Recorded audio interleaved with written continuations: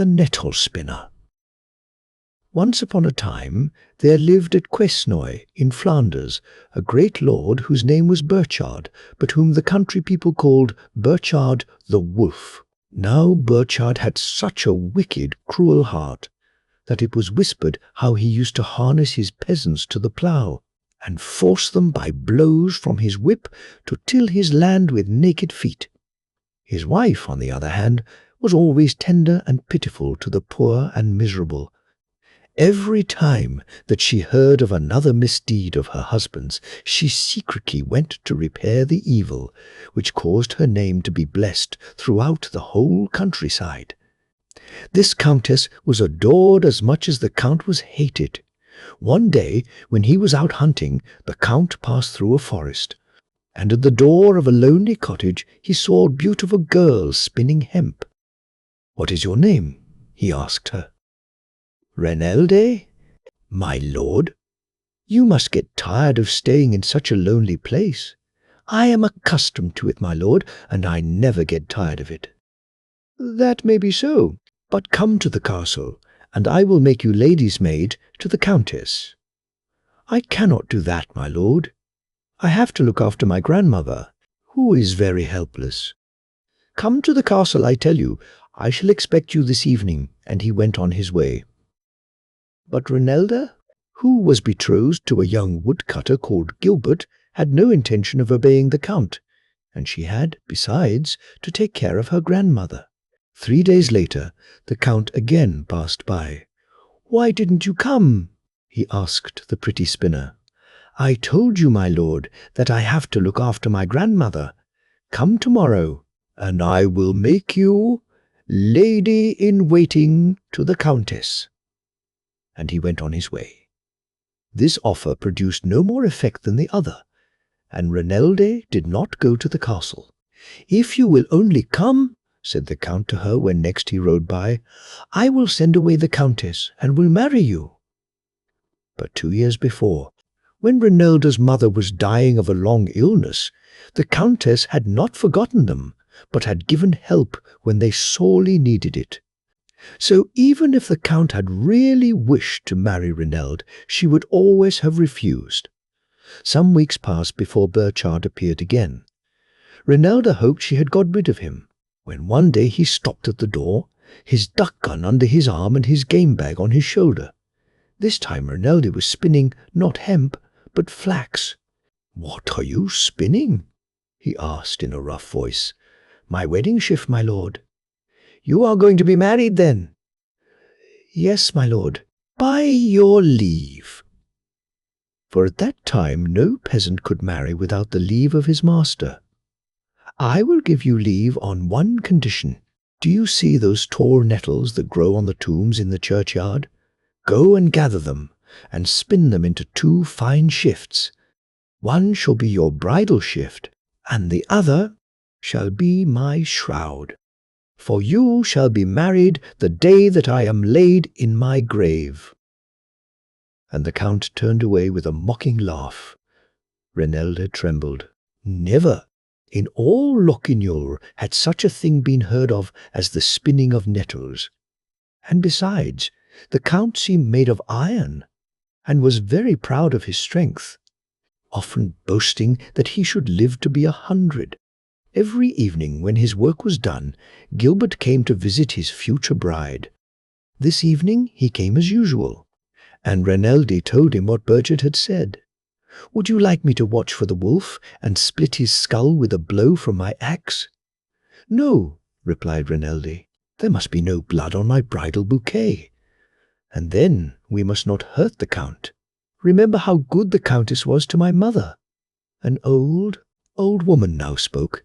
She was the mother of Renelde's grandmother, and was more than 90 years old. All day long she sat in her chair, nodding her head and never saying a word.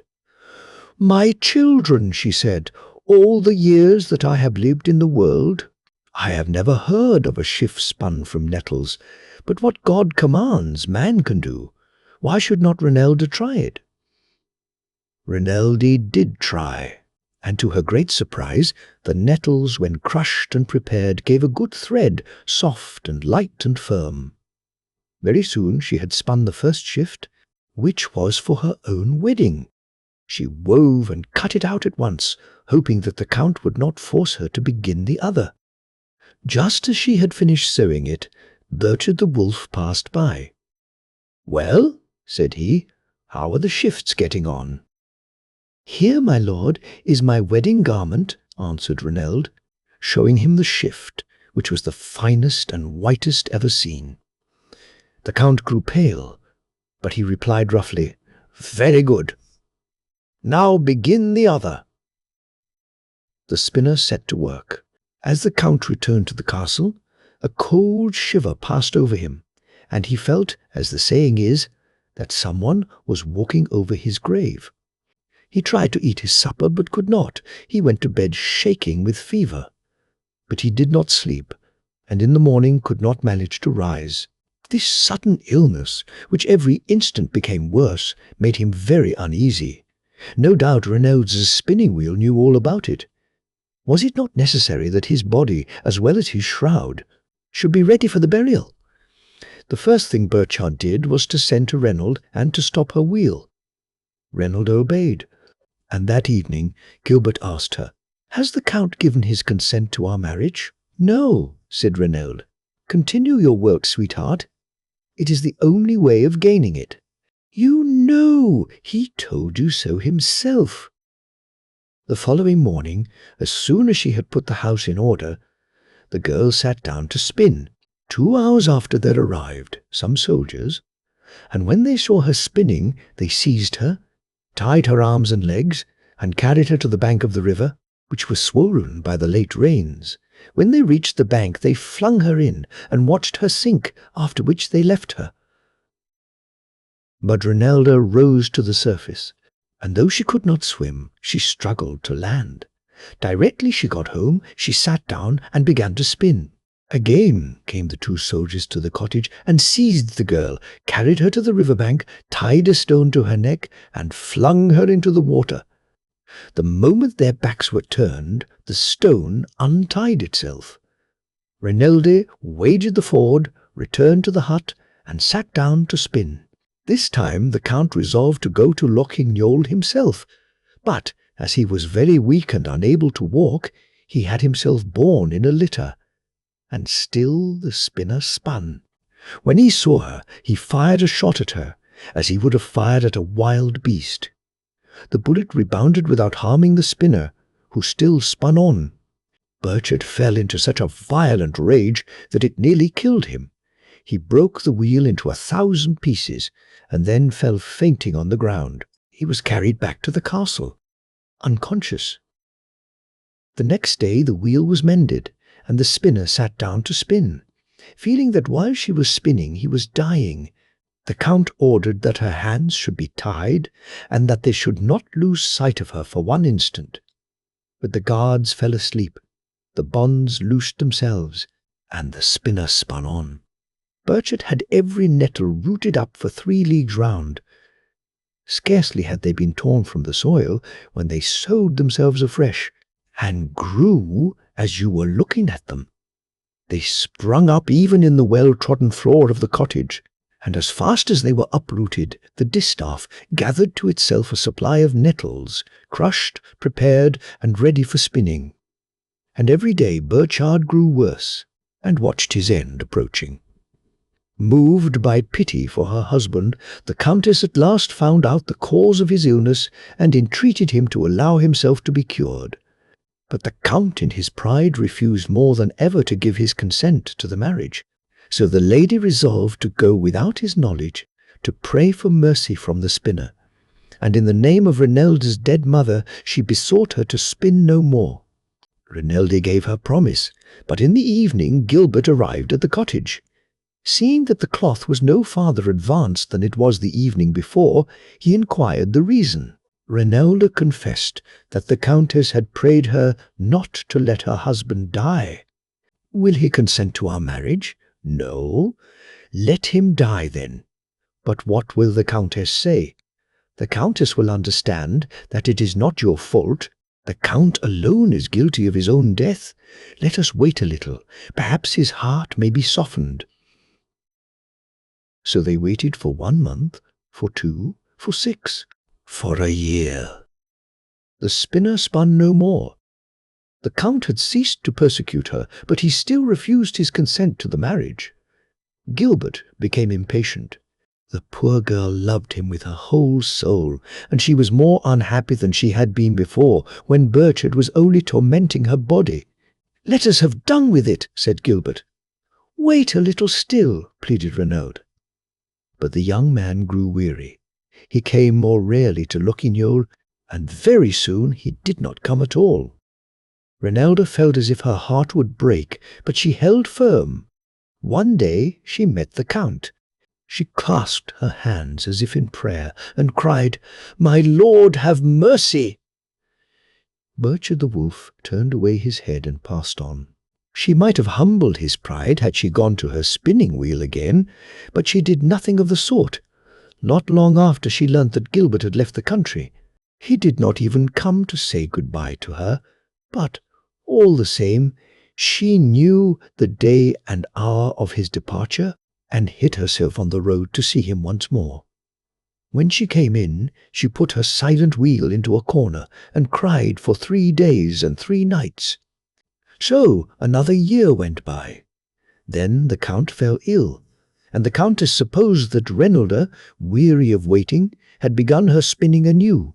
But when she came to the cottage to see, she found the wheel silent. However, the Count grew worse and worse till he was given up by the doctors. The passing bell was rung, and he lay expecting death to come for him.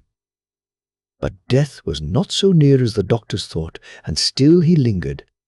He seemed in a desperate condition, but he got neither better nor worse. He could neither live nor die.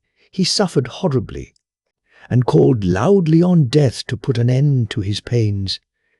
In this extremity he remembered what he had told the little spinner long ago. If death was so slow in coming, it was because he was not ready to follow him, having no shroud for his burial. He sent to fetch Renelda, placed her by his bedside, and ordered her at once to go on spinning his shroud. Hardly had the spinner begun to work, when the Count began to feel his pains grow less. Then at last his heart melted.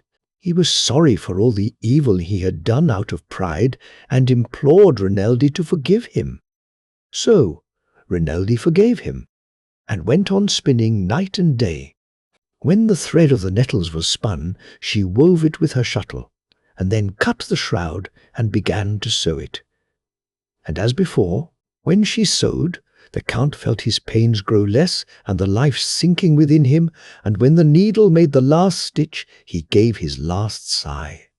At the same hour, Gilbert returned to the country, and, as he had never ceased to love Renelde, he married her 8 days later. He had lost 2 years of happiness, but comforted himself with thinking that his wife was a clever spinner, and, what was much more rare, a brave and good woman. The Norka. Once upon a time there lived a king and queen. They had 3 sons, 2 of them with their wits about them, but the third a simpleton. Now, the king had a deer park in which were quantities of wild animals of different kinds. Into that park there used to come a huge beast. Norka was its name, and do fearful mischief, devouring some of the animals every night. The king did all he could, but he was unable to destroy it. So at last he called his sons together and said, "Whoever will destroy the Norka, to him will I give the half of my kingdom." Well, the eldest son undertook the task. As soon as it was night, he took his weapons and set out. But before he reached the park, he went into a traktier, or tavern, and there he spent the whole night in revelry. When he came to his senses, it was too late. The day had already dawned.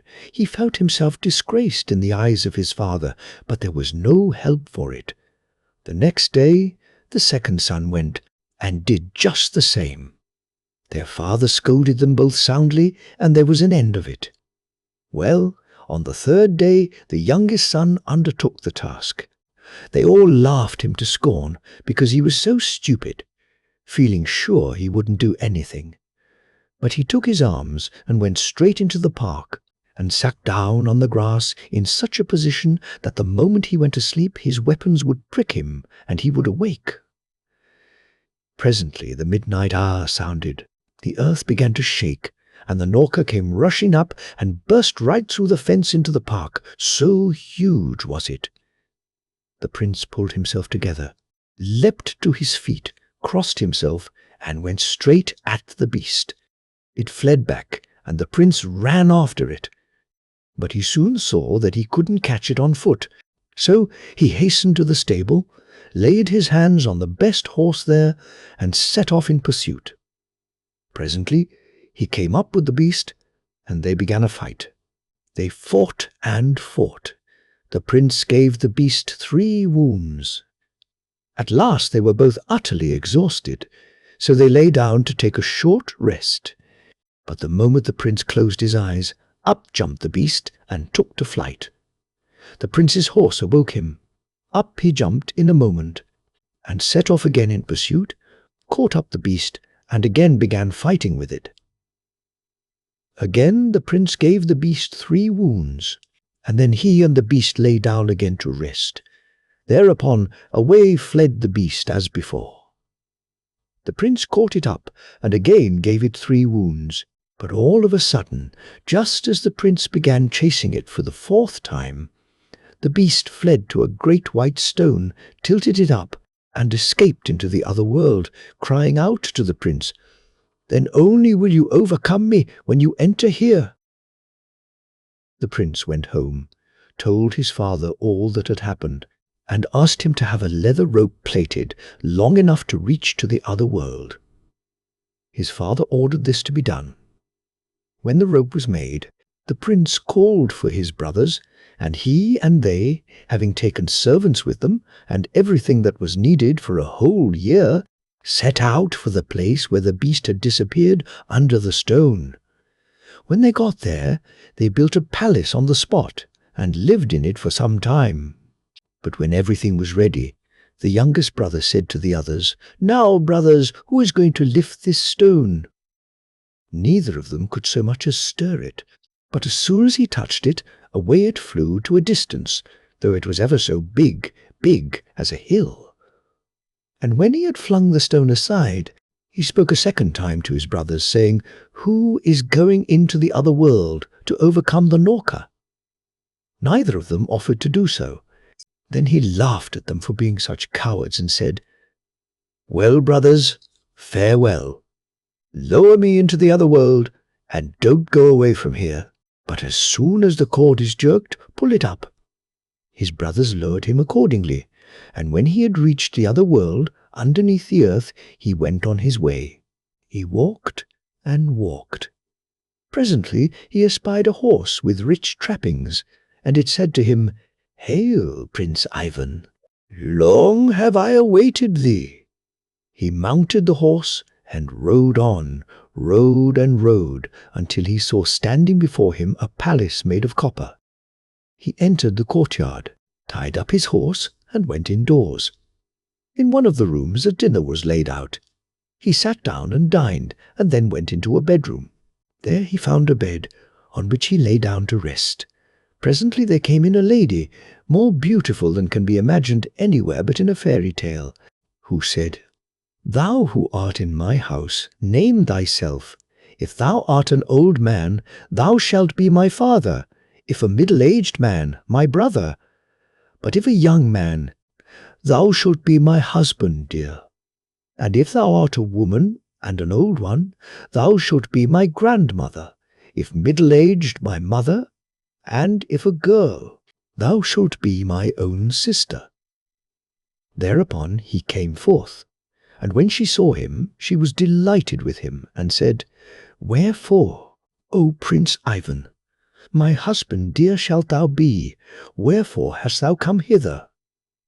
Then he told her all that had happened, and she said, "That beast which thou wishest to overcome is my brother. He is staying just now with my second sister, who lives not far from here in a silver palace. I bound up 3 of the wounds which thou didst give him." Well, after this they drank, and enjoyed themselves, and held sweet converse together. And then the prince took leave of her, and went on to the second sister, the one who lived in the silver palace. And with her also he stayed a while. She told him that her brother Norka was then at her youngest sister's. So he went on to the youngest sister, who lived in a golden palace. She told him that her brother was at that time asleep on the blue sea, and she gave him a sword of steel and a draught of the water of strength, and she told him to cut off her brother's head at a single stroke. And when he had heard these things, he went his way. And when the prince came to the blue sea, he looked. There slept the Norka on a stone in the middle of the sea, and when it snored, the water was agitated for 7 miles around. The prince crossed himself, went up to it, and smote it on the head with his sword. The head jumped off, saying the while, "Well, I'm done for now," and rolled far away into the sea. After killing the beast, the prince went back again, picking up all the 3 sisters by the way, with the intention of taking them out into the upper world, for they all loved him and would not be separated from him. Each of them turned her palace into an egg, for they were all enchantresses. And they taught him how to turn the eggs into palaces and back again, and they handed over the eggs to him. And then they all went to the place from which they had to be hoisted into the upper world. And when they came to where the rope was, the prince took hold of it and made the maidens fast to it. Then he jerked away at the rope, and his brothers began to haul it up. And when they had hauled it up, and had set eyes on the wondrous maidens, they went aside and said, "Let's lower the rope, pull our brother part of the way up, and then cut the rope. Perhaps he'll be killed, but then if he isn't, he'll never give us these beauties as wives." So when they had agreed on this, they lowered the rope. But their brother was no fool. He guessed what they were at. So he fastened the rope to a stone, and then gave it a pull. His brothers hoisted the stone to a great height, and then cut the rope. Down fell the stone, and broke in pieces. The prince poured forth tears, and went away. Well, he walked and walked. Presently a storm arose, the lightning flashed, the thunder roared, the rain fell in torrents. He went up to a tree in order to take shelter under it, and on that tree he saw some young birds which were being thoroughly drenched. So he took off his coat and covered them over with it, and he himself sat down under the tree. Presently there came flying a bird, such a big one that the light was blotted out by it. It had been dark there before, but now it became darker still. Now this was the mother of those small birds which the prince had covered up. And when the bird had come flying up, she perceived that her little ones were covered over. And she said, "Who has wrapped up my nestlings?" And presently, seeing the prince, she added, "Didst thou do that? Thanks. In return, ask of me anything thou desirest. I will do anything for thee." "Then carry me into the other world," he replied.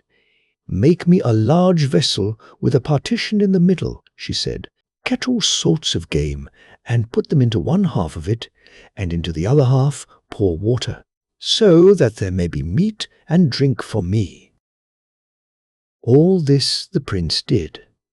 Then the bird, having taken the vessel on her back, with the prince sitting in the middle of it, began to fly. And after flying some distance, she brought him to his journey's end, took leave of him, and flew away back. But he went to the house of a certain tailor, and engaged himself as his servant. So much the worse for wear was he, so thoroughly had he altered in appearance, that nobody would have suspected him of being a prince. Having entered into the service of this master, the prince began to ask what was going on in that country. And his master replied, "Our 2 princes, for the third one has disappeared, have brought away brides from the other world and want to marry them. But those brides refuse, for they insist on having all their wedding clothes made for them first, exactly like those which they used to have in the other world, and that without being measured for them. The king has called all the workmen together, but not one of them will undertake to do it." The prince, having heard all this, said, "Go to the king, master, and tell him that you will provide everything that's in your line. However can I undertake to make clothes of that sort? I work for quite common folks," says his master. "Go along, master, I will answer for everything," says the prince. So the tailor went. The king was delighted that at least one good workman had been found, and gave him as much money as ever he wanted. When his tailor had settled everything, he went home. And the prince said to him, "Now then, pray to God, and lie down to sleep. Tomorrow all will be ready." And the tailor followed his lad's advice and went to bed. Midnight sounded. The prince arose, went out of the city into the fields, took out of his pocket the eggs which the maidens had given him, and, as they had taught him, turned them into 3 palaces. Into each of these he entered, took the maidens' robes, went out again, turned the palaces back into eggs, and went home. And when he got there, he hung up the robes on the wall and lay down to sleep. Early in the morning his master awoke, and behold, there hung such robes as he had never seen before, all shining with gold and silver and precious stones. He was delighted, and he seized them and carried them off to the king. When the princesses saw that the clothes were those which had been theirs in the other world, they guessed that Prince Ivan was in this world, so they exchanged glances with each other, but they held their peace. And the master, having handed over the clothes, went home, but he no longer found his dear journeyman there. For the prince had gone to a shoemaker's, and him too he sent to work for the king. And in the same way he went the round of all the artificers, and they all proffered him thanks, inasmuch as through him they were enriched by the king. By the time the princely workmen had gone the round of all the artificers, the princesses had received what they had asked for. All their clothes were just like what they had been in the other world. Then they wept bitterly, because the prince had not come. And it was impossible for them to hold out any longer. It was necessary that they should be married. But when they were ready for the wedding, the youngest bride said to the king, "Allow me, my father, to go and give alms to the beggars." He gave her leave, and she went and began bestowing alms upon them, and examining them closely. And when she had come to one of them, and was going to give him some money, she caught sight of the ring which she had given to the prince in the other world, and her sister's rings too, for it really was he. So she seized him by the hand and brought him into the hall, and said to the king, "Here is he who brought us out of the other world. His brothers forbade us to say that he was alive, threatening to slay us if we did." Then the king was wroth with those sons, and punished them as he thought best. And afterwards 3 weddings were celebrated. The Princess Mayblossom. Once upon a time there lived a king and queen whose children had all died, first one and then another, until at last only one little daughter remained. And the queen was at her wits' end to know where to find a really good nurse who would take care of her and bring her up. A herald was sent who blew a trumpet at every street corner and commanded all the best nurses to appear before the queen, that she might choose one for the little princess. So, on the appointed day, the whole palace was crowded with nurses who came from the 4 corners of the world to offer themselves, until the queen declared that if she was ever to see the half of them, they must be brought out to her one by one, as she sat in a shady wood near the palace. This was accordingly done, and the nurses, after they had made their curtsy to the king and queen, ranged themselves in a line before her that she might choose. Most of them were fair and fat and charming, but there was one who was dark-skinned and ugly. and spoke a strange language which nobody could understand. The queen wondered how she dared offer herself, and she was told to go away, as she certainly would not do, upon which she muttered something and passed on, but hid herself in a hollow tree from which she could see all that happened. The queen, without giving her another thought, chose a pretty rosy-faced nurse, but no sooner was her choice made than a snake, which was hidden in the grass, bit that very nurse on her foot, so that she fell down as if dead. The queen was very much vexed by this accident, but she soon selected another, who was just stepping forward when an eagle flew by and dropped a large tortoise upon her head, which was cracked in pieces like an eggshell. At this the queen was much horrified. Nevertheless, she chose a third time, but with no better fortune, for the nurse, moving quickly, ran into the branch of a tree and blinded herself with a thorn. Then the queen, in dismay, cried that there must be some malignant influence at work, and that she would choose no more that day. And she had just risen to return to the palace when she heard peals of malicious laughter behind her, and turning round saw the ugly stranger whom she had dismissed, who was making very merry over the disasters and mocking everyone, but especially the queen. This annoyed Her Majesty very much, and she was about to order that she should be arrested, when the witch, for she was a witch, with 2 blows from a wand summoned a chariot of fire drawn by winged dragons, and was whirled off through the air uttering threats and cries. When the king saw this, he cried, "Alas! Now we are ruined indeed, for that was no other than the fairy Carabosse, who has had a grudge against me ever since I was a boy, and put sulphur into her porridge one day for fun." Then the queen began to cry. "If I had only known who it was," she said, "I would have done my best to make friends with her. Now I suppose all is lost." The king was sorry to have frightened her so much, and proposed that they should go and hold a council as to what was best to be done to avert the misfortunes which Carabosse certainly meant to bring upon the little princess.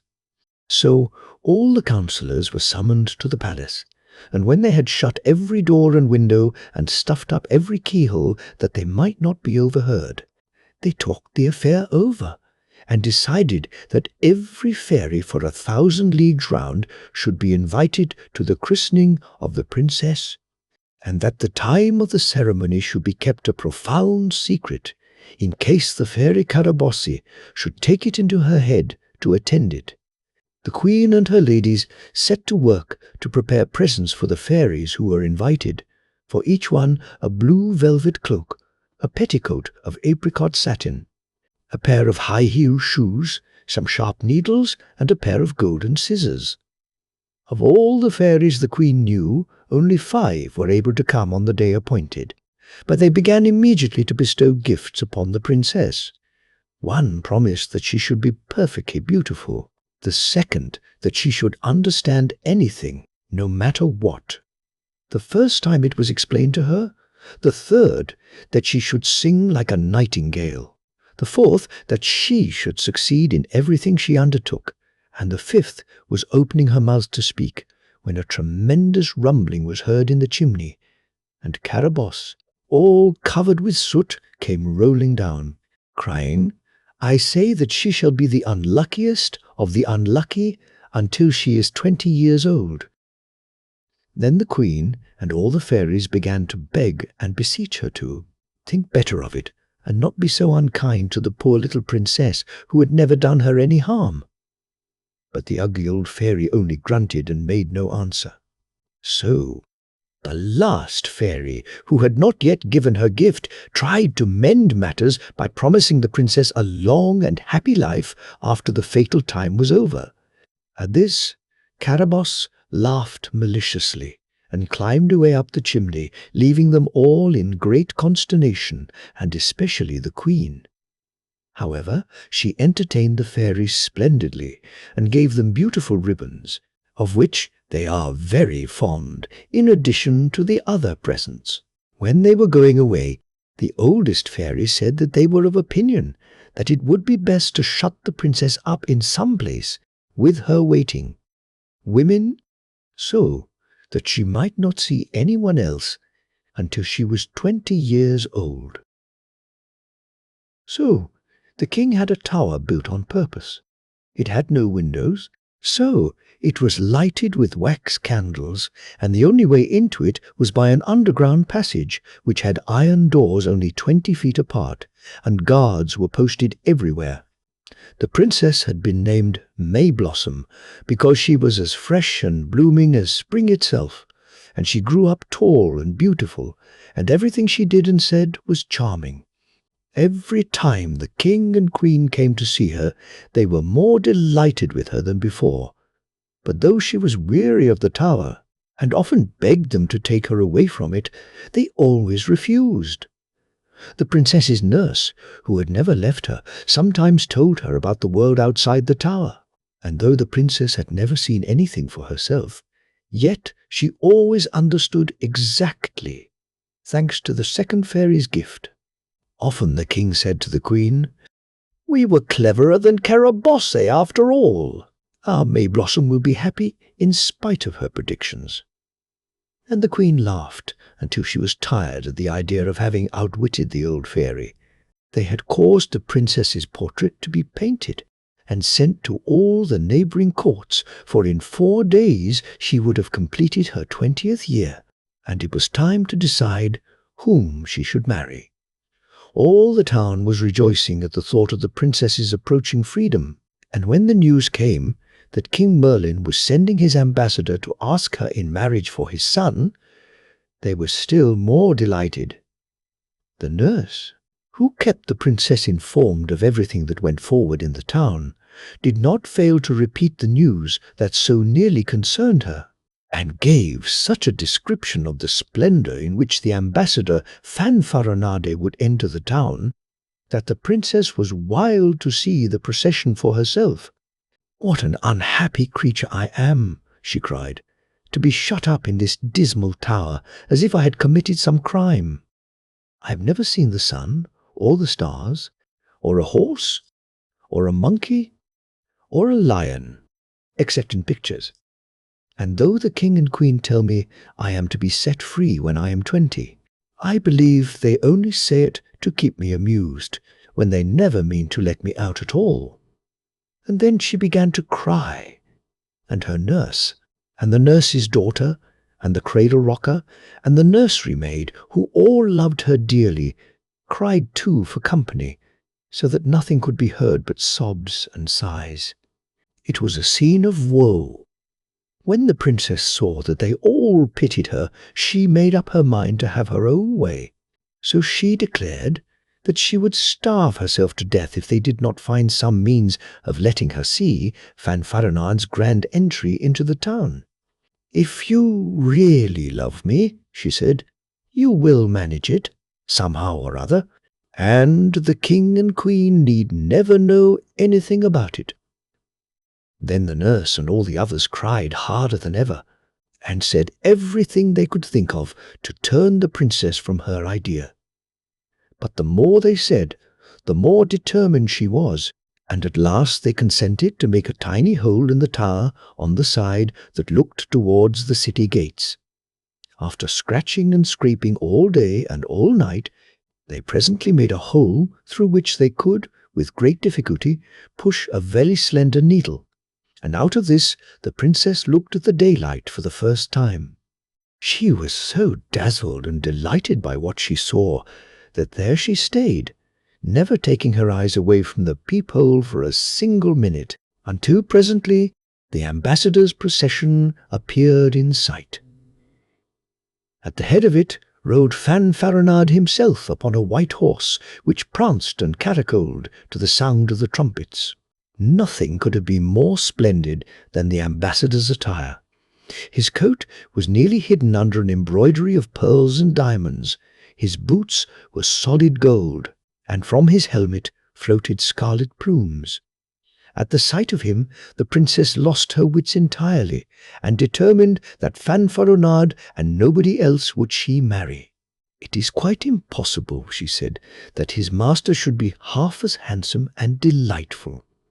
I am not ambitious, and having spent all my life in this tedious tower, anything, even a house in the country, will seem a delightful change. I am sure that bread and water shared with fanfaronade will please me far better than roast chicken and sweetmeats with anybody else." And so she went on, talking, until her waiting. Women wondered where she got it all from, but when they tried to stop her and represented that her high rank made it perfectly impossible that she should do any such thing, she would not listen, and ordered them to be silent. As soon as the ambassador arrived at the palace, the queen started to fetch her daughter. All the streets were spread with carpets, and the windows were full of ladies who were waiting to see the princess, and carried baskets of flowers and sweetmeats to shower upon her as she passed. They had hardly begun to get the princess ready when a dwarf arrived, mounted upon an elephant. He came from the 5 fairies and brought for the princess a crown, a scepter, and a robe of golden brocade, with a petticoat marvelously embroidered with butterflies' wings. They also sent a casket of jewels, so splendid that no one had ever seen anything like it before, and the queen was perfectly dazzled when she opened it. But the princess scarcely gave a glance to any of these treasures, for she thought of nothing but fanfaronade. The dwarf was rewarded with a gold piece, and decorated with so many ribbons that it was hardly possible to see him at all. The princess sent to each of the fairies a new spinning wheel with a distaff of cedar wood, and the queen said she must look through her treasures and find something very charming to send them also. When the princess was arrayed in all the gorgeous things the dwarf had brought, she was more beautiful than ever, and as she walked along the streets, the people cried, "How pretty she is! How pretty she is!" The procession consisted of the queen, the princess, 5 dozen other princesses, her cousins, and 10 dozen who came from the neighboring kingdoms, and as they proceeded at a stately pace, the sky began to grow dark. Then suddenly the thunder growled, and rain and hail fell in torrents. The queen put her royal mantle over her head, and all the princesses did the same with their trains. Mayblossom was just about to follow their example when a terrific croaking, as of an immense army of crows, rooks, ravens, screech owls, and all birds of ill omen was heard, and at the same instant a huge owl skimmed up to the princess and threw over her a scarf woven of spiders' webs and embroidered with bats' wings. And then peals of mocking laughter rang through the air, and they guessed that this was another of the fairy Carabosse's unpleasant jokes. The queen was terrified at such an evil omen, and tried to pull the black scarf from the princess's shoulders, but it really seemed as if it must be nailed on, it clung so closely. "Ah!" cried the queen, "can nothing appease this enemy of ours? What good was it that I sent her more than 50 pounds of sweetmeats, and as much again of the best sugar? Not to mention 2 Westphalia hams, she is as angry as ever." While she lamented in this way, and everybody was as wet as if they had been dragged through a river, the princess still thought of nothing but the ambassador, and just at this moment he appeared before her, with the king, and there was a great blowing of trumpets, and all the people shouted louder than ever. Fanfaronade was not generally at a loss for something to say, but when he saw the princess, she was so much more beautiful and majestic than he had expected, that he could only stammer out a few words, and entirely forgot the harangue, which he had been learning for months, and knew well enough to have repeated it in his sleep. To gain time to remember at least part of it, he made several low bows to the princess, who on her side dropped 6 curtsies without stopping to think, and then said, to relieve his evident embarrassment, "Sir Ambassador, I am sure that everything you intend to say is charming, since it is you who mean to say it, But let us make haste into the palace, as it is pouring cats and dogs, and the wicked fairy Calabosse would be amused to see us all stand dripping here. When we are once under shelter, we can laugh at her." Upon this, the ambassador found his tongue, and replied gallantly that the fairy had evidently foreseen the flames that would be kindled by the bright eyes of the princess, and had sent this deluge to extinguish them. Then he offered his hand to conduct the princess, and she said softly, "As you could not possibly guess how much I like you, Sir Fanfaronade, I am obliged to tell you plainly that, since I saw you enter the town on your beautiful prancing horse, I have been sorry that you came to speak for another instead of for yourself. So, if you think about it as I do, I will marry you instead of your master. Of course I know you are not a prince, but I shall be just as fond of you as if you were, and we can go and live in some cozy little corner of the world, and be as happy as the days are long." The ambassador thought he must be dreaming, and could hardly believe what the lovely princess said. He dared not answer, but only squeezed the princess's hand until he really hurt her little finger, but she did not cry out. When they reached the palace, the king kissed his daughter on both cheeks, and said, "My little lambkin, are you willing to marry the great King Merlin's son? For this, ambassador has come on his behalf to fetch you." "If you please, sire," said the princess, dropping a curtsy. "I consent also," said the queen. "So let the banquet be prepared." This was done with all speed, and everybody feasted except Mayblossom and Fanfaronade, who looked at one another and forgot everything else. After the banquet came a ball, and after that again a ballet, and at last they were all so tired that everyone fell asleep just where he sat. Only the lovers were as wide awake as mice, and the princess, seeing that there was nothing to fear, said to Fanfaronade, "Let us be quick and run away, for we shall never have a better chance than this." Then she took the king's dagger, which was in a diamond sheath, and the queen's neck-handkerchief, and gave her hand to Fanfaronade, who carried a lantern, and they ran out together into the muddy street and down to the seashore. Here they got into a little boat in which the poor old boatman was sleeping, and when he woke up and saw the lovely princess, with all her diamonds and her spider's web scarf, he did not know what to think, and obeyed her instantly when she commanded him to set out. They could see neither moon nor stars, but in the queen's neck-handkerchief there was a carbuncle which glowed like 50 torches. Fanfaronade asked the princess where she would like to go, but she only answered that she did not care where she went as long as he was with her. "But, princess," said he, "I dare not take you back to King Merlin's court. He would think hanging too good for me." "Oh, in that case," she answered, "we had better go to Squirrel Island. It is lonely enough, and too far off for anyone to follow us there." So she ordered the old boatman to steer for Squirrel Island. Meanwhile the day was breaking, and the king and queen and all the courtiers began to wake up and rub their eyes and think it was time to finish the preparations for the wedding. And the queen asked for her neck-handkerchief that she might look smart. Then there was a scurrying hither and thither and a hunting everywhere. They looked into every place, from the wardrobes to the stoves, and the queen herself ran about from the garret to the cellar. But the handkerchief was nowhere to be found. By this time the king had missed his dagger, and the search began all over again.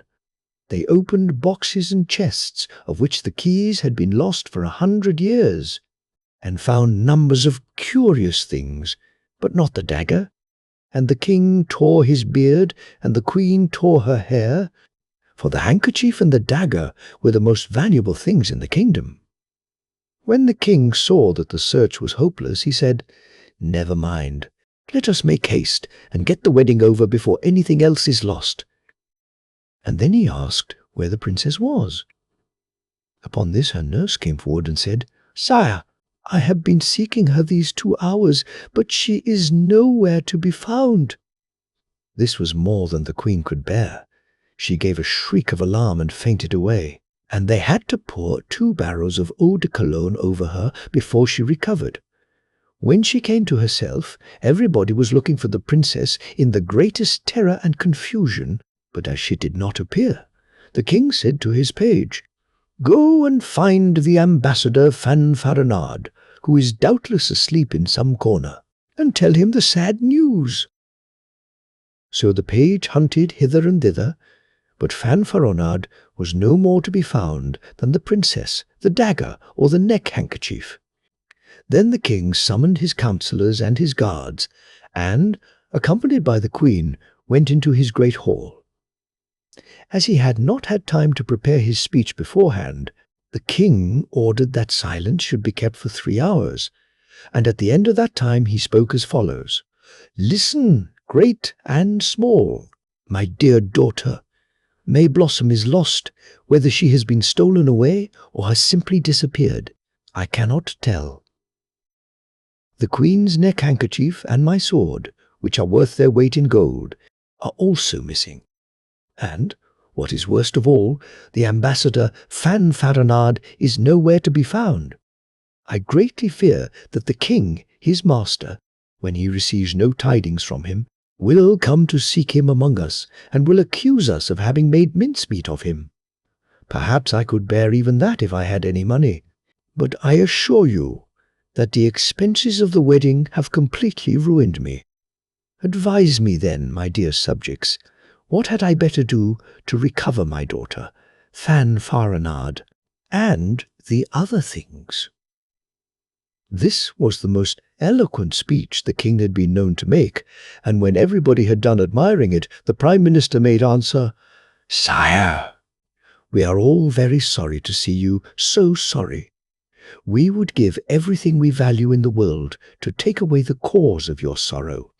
But this seems to be another of the tricks of the fairy Carabosse.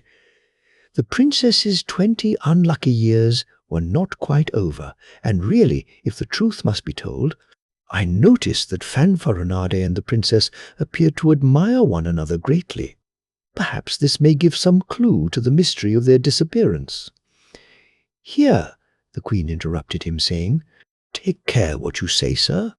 Believe me, the Princess Mayblossom was far too well brought up to think of falling in love with an ambassador." At this the nurse came forward, and, falling on her knees, confessed how they had made the little needle-hole in the tower, and how the princess had declared when she saw the ambassador that she would marry him and nobody else. Then the queen was very angry, and gave the nurse, and the cradle-rocker, and the nursery maid such a scolding that they shook in their shoes. But the Admiral Cocked Hat interrupted her, crying, "Let us be off after this good-for-nothing Fanfaronade, for without a doubt he has run away with our princess." Then there was a great clapping of hands, and everybody shouted, "By all means, let us be after him." So while some embarked upon the sea, the others ran from kingdom to kingdom, beating drums and blowing trumpets, and wherever a crowd collected, they cried, "Whoever wants a beautiful doll, sweetmeats of all kinds, a little pair of scissors, a golden robe, and a satin cap has only to say where Fanfaronade has hidden the Princess Mayblossom."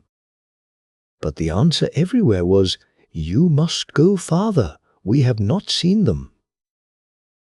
However, those who went by sea were more fortunate, for after sailing about for some time, they noticed a light before them, which burned at night like a great fire. At first they dared not go near it, not knowing what it might be, but by and by it remained stationary over Squirrel Island, for, as you have guessed already, the light was the glowing of the carbuncle. The princess and Fanfaronade, on landing upon the island, had given the boatman 100 gold pieces, and made him promise solemnly to tell no one where he had taken them. But the first thing that happened was that, as he rowed away, he got into the midst of the fleet, and before he could escape, the admiral had seen him and sent a boat after him. When he was searched, they found the gold pieces in his pocket, and as they were quite new coins, struck in honor of the princess's wedding. The admiral felt certain that the boatman must have been paid by the princess to aid her in her flight. But he would not answer any questions, and pretended to be deaf and dumb. Then the admiral said, "Oh, deaf and dumb, is he? Lash him to the mast and give him a taste of the cat." "Oh, Nine Tails, I don't know anything better than that for curing the deaf and dumb." And when the old boatman saw that he was in earnest, he told all he knew about the cavalier and the lady whom he had landed upon Squirrel Island, and the admiral knew it must be the princess and Fanfaronade. So he gave the order for the fleet to surround the island. Meanwhile, the Princess Mayblossom, who was by this time terribly sleepy, had found a grassy bank in the shade, and throwing herself down, had already fallen into a profound slumber, when Fanfaronade, who happened to be hungry and not sleepy, came and woke her up, saying, very crossly, "Pray, madam, how long do you mean to stay here? I see nothing to eat, and though you may be very charming, the sight of you does not prevent me from famishing." "What, Fanfaronade?" said the princess, sitting up and rubbing her eyes. "Is it possible that when I am here with you, you can want anything else? You ought to be thinking all the time how happy you are." "Happy?" cried he. "Say rather unhappy. I wish with all my heart that you were back in your dark tower again." "Darling, don't be cross," said the princess. "I will go and see if I can find some wild fruit for you." "I wish you might find a wolf to eat you up," growled Fanfaronade. The princess, in great dismay, ran hither and thither all about the wood, tearing her dress and hurting her pretty white hands with the thorns and brambles. But she could find nothing good to eat, and at last she had to go back sorrowfully to Fanfaronade. When he saw that she came empty-handed, he got up and left her, grumbling to himself. The next day they searched again, but with no better success. "Alas!" said the princess, "if only I could find something for you to eat. I should not mind being hungry myself." "No, I should not mind that either," answered Fanfaronade. "Is it possible," said she, "that you would not care if I died of hunger?" "Oh, Fanfaronade, you said you loved me." "That was when we were in quite another place, and I was not hungry," said he. "It makes a great difference in one's ideas to be dying of hunger and thirst on a desert island." At this, the princess was dreadfully vexed, and she sat down under a white rose bush and began to cry bitterly. "Happy roses," she thought to herself. "They have only to blossom in the sunshine and be admired, and there is nobody to be unkind to them." And the tears ran down her cheeks and splashed on to the rose-tree roots. Presently she was surprised to see the whole bush rustling and shaking, and a soft little voice from the prettiest rosebud said, "Poor princess, look in the trunk of that tree, and you will find a honeycomb, but don't be foolish enough to share it with Fanfaronade." Mayblossom ran to the tree, and sure enough there was the honey. Without losing a moment she ran with it to Fanfaronade, crying gaily, "See, here is a honeycomb that I have found. I might have eaten it up all by myself, but I had rather share it with you." But without looking at her or thanking her, he snatched the honeycomb out of her hands and ate it all up, every bit, without offering her a morsel. Indeed, when she humbly asked for some, he said mockingly that it was too sweet for her and would spoil her teeth. Mayblossom, more downcast than ever, went sadly away and sat down under an oak tree, and her tears and sighs were so piteous that the oak fanned her with his rustling leaves and said, "Take courage, pretty princess, all is not lost yet. Take this pitcher of milk and drink it up, and whatever you do, don't leave a drop for Fanfaronade."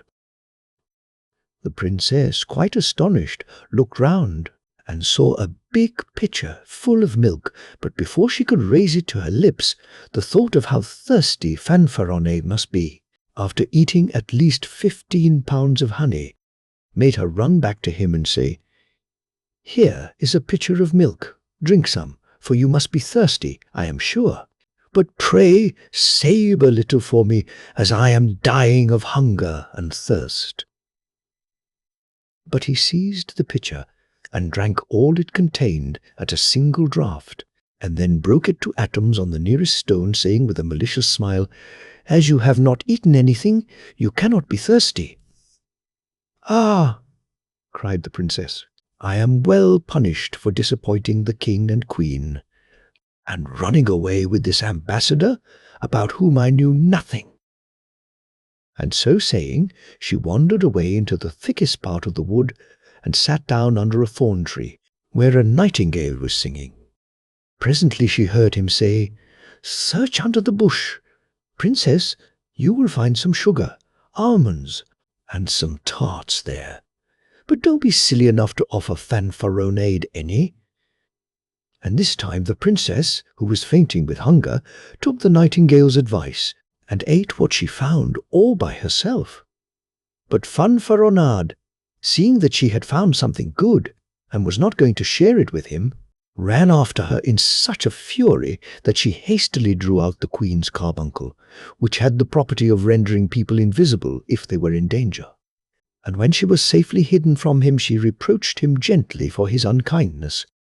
Meanwhile, Admiral Cocked Hat had dispatched Jack the Chatterer of the Straw, Boots, courier in ordinary to the Prime Minister, to tell the king that the princess and the ambassador had landed on Squirrel Island, but that not knowing the country he had not pursued them, for fear of being captured by concealed enemies. Their majesties were overjoyed at the news, and the king sent for a great book, each leaf of which was 8 ells long. It was the work of a very clever fairy, and contained a description of the whole earth. He very soon found that Squirrel Island was uninhabited. "Go," said he to Jack the Chatterer, "tell the admiral from me to land at once. I am surprised at his not having done so sooner." As soon as this message reached the fleet, every preparation was made for war, and the noise was so great that it reached the ears of the princess, who at once flew to protect her lover. As he was not very brave, he accepted her aid gladly. "You stand behind me," said she, "and I will hold the carbuncle which will make us invisible, and with the king's dagger I can protect you from the enemy." So when the soldiers landed, they could see nothing, but the princess touched them one after another with the dagger, and they fell insensible upon the sand, so that at last the admiral, seeing that there was some enchantment, hastily gave orders for a retreat to be sounded, and got his men back into their boats in great confusion. Fanfaronnade, being once more left with the princess, began to think that if he could get rid of her, and possess himself of the carbuncle and the dagger, he would be able to make his escape. So as they walked back over the cliffs, he gave the princess a great push, hoping she would fall into the sea. But she stepped aside so quickly that he only succeeded in overbalancing himself, and over he went, and sank to the bottom of the sea like a lump of lead, and was never heard of any more. While the princess was still looking after him in horror, her attention was attracted by a rushing noise over her head, and looking up she saw 2 chariots approaching rapidly from opposite directions. One was bright and glittering, and drawn by swans and peacocks, while the fairy who sat in it was beautiful as a sunbeam, but the other was drawn by bats and ravens, and contained a frightful little dwarf who was dressed in a snake's skin and wore a great toad upon her head for a hood.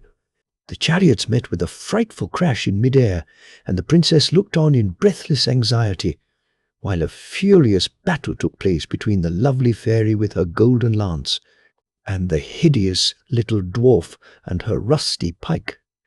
But very soon it was evident that the beauty had the best of it, and the dwarf turned her bats' heads and flickered away in great confusion, while the fairy came down to where the princess stood and said, smiling, "You see, princess, I have completely routed that malicious old Caraboss. Will you believe it? She actually wanted to claim authority over you forever, because you came out of the tower 4 days before the 20 years were ended. However, I think I have settled her pretensions, and I hope you will be very happy and enjoy the freedom I have won for you."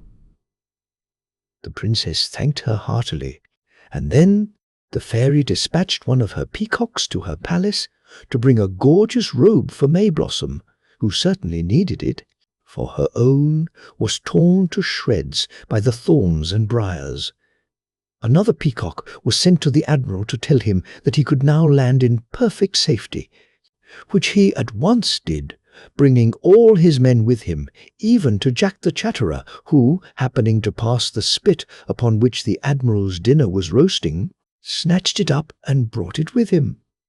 Admiral Cocked Hat was immensely surprised when he came upon the golden chariot, and still more so to see 2 lovely ladies walking under the trees a little farther away. When he reached them, of course he recognized the princess, and he went down on his knees and kissed her hand quite joyfully. Then she presented him to the fairy and told him how Carabosse had been finally routed, and he thanked and congratulated the fairy, who was most gracious to him. While they were talking, she cried suddenly, "I declare I smell a savoury dinner." "Why, yes, madam. Here it is," said Jack the Chatterer, holding up the spit where all the pheasants and partridges were frizzling. "Will your highness please to taste any of them?" "By all means," said the fairy, "especially as the princess will certainly be glad of a good meal." So the admiral sent back to his ship for everything that was needful, and they feasted merrily under the trees. By the time they had finished, the peacock had come back with a robe for the princess, in which the fairy arrayed her. It was of green and gold brocade, embroidered with pearls and rubies, and her long golden hair was tied back with strings of diamonds and emeralds, and crowned with flowers. The fairy made her mount beside her in the golden chariot, and took her on board the admiral's ship, where she bade her farewell, sending many messages of friendship to the queen, and bidding the princess tell her that she was the 5th fairy who had attended the christening. Then salutes were fired, the fleet weighed anchor, and very soon they reached the port. Here the king and queen were waiting, and they received the princess with such joy and kindness that she could not get a word in edgewise. To say how sorry she was for having run away with such a very poor-spirited ambassador, but, after all, it must have been old Carabosse's fault. Just at this lucky moment, who should arrive but King Merlin's son, who had become uneasy at not receiving any news from his ambassador, and so had started himself with a magnificent escort of 1,000 horsemen and 30 bodyguards in gold and scarlet uniforms to see what could have happened. As he was 100 times handsomer and braver than the ambassador, the princess found she could like him very much. So the wedding was held at once, with so much splendor and rejoicing that all the previous misfortunes were quite forgotten. The Ratcatcher. A very long time ago, the town of Hamel in Germany was invaded by bands of rats, the like of which had never been seen before, nor will ever be again. They were great black creatures that ran boldly in broad daylight through the streets, and swarmed so all over the houses that people at last could not put their hand or foot down anywhere without touching one. When dressing in the morning, they found them in their breeches and petticoats, in their pockets, and in their boots. And when they wanted a morsel to eat, the voracious horde had swept away everything from cellar to garret. The night was even worse. As soon as the lights were out, these untiring nibblers set to work. And everywhere, in the ceilings, In the floors, in the cupboards, at the doors, there was a chase and a rummage, and so furious a noise of gimlets, pincers, and saws, that a deaf man could not have rested for 1 hour together. Neither cats nor dogs, nor poison, nor traps, nor prayers, nor candles burnt to all the saints, nothing would do anything.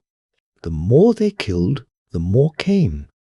And the inhabitants of Hamel began to go to the dogs, not that they were of much use. When one Friday there arrived in the town a man with a queer face, who played the bagpipes and sang this refrain: Qui vivra verra, le voilà, le preneur des rats. He was a great gawky fellow, dry and bronzed, with a crooked nose, a long rat-tail moustache, 2 great yellow piercing and mocking eyes, under a large felt hat set off by a scarlet cock's feather. He was dressed in a green jacket with a leather belt and red breeches, and on his feet were sandals fastened by thongs passed round his legs in the gypsy fashion. That is how he may be seen to this day, painted on a window of the Cathedral of Hamel. He stopped on the great market-place before the town hall, turned his back on the church, and went on with his music, singing, Who lives shall see, this is he, the Ratcatcher. The town council had just assembled to consider once more this plague of Egypt from which no one could save the town. The stranger sent word to the councillors that if they would make it worth his while, he would rid them of all their rats before night, down to the very last. "Then he is a sorcerer," cried the citizens with one voice. "We must beware of him." The town councillor, who was considered clever, reassured them. He said, "Sorcerer or no, if this bagpiper speaks the truth, it was he who sent us this horrible vermin that he wants to rid us of today for money. Well, we must learn to catch the devil in his own snares. You leave it to me." "Leave it to the town councillor," said the citizens one to another, and the stranger was brought before them. "Before night," said he, "I shall have dispatched all the rats in Hamel, if you will but pay me a gross a head." "A gross a head," cried the citizens, "but that will come to millions of florins." The town councillor simply shrugged his shoulders and said to the stranger, "A bargain. To work. The rats will be paid 1 gross a head as you ask." The bagpiper announced that he would operate that very evening when the moon rose. He added that the inhabitants should, at that hour, leave the streets free, and content themselves with looking out of their windows at what was passing, and that it would be a pleasant spectacle. When the people of Hamel heard of the bargain, they too exclaimed, "A gross a head! But this will cost us a deal of money." "Leave it to the town councillor," said the town council with a malicious air, and the good people of Hamel repeated with their councillors, "Leave it to the town councillor." Towards 9 at night, the bagpiper reappeared on the market-place. He turned, as at first, his back to the church, and the moment the moon rose on the horizon, "Trarira! Trari!" the bagpipes resounded. It was first a slow, caressing sound, then more and more lively and urgent, and so sonorous and piercing that it penetrated as far as the farthest alleys and retreats of the town. Soon from the bottom of the cellars, the top of the garrets, from under all the furniture, from all the nooks and corners of the houses, out come the rats, search for the door, fling themselves into the street, and trip, trip, trip, begin to run in file towards the front of the town hall, so squeezed together that they covered the pavement like the waves of flooded torrent.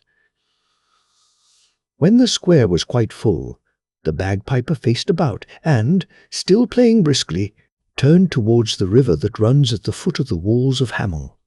Arrived there, he turned round. The rats were following. "Hop, hop," he cried, pointing with his finger to the middle of the stream, where the water whirled and was drawn down as if through a funnel.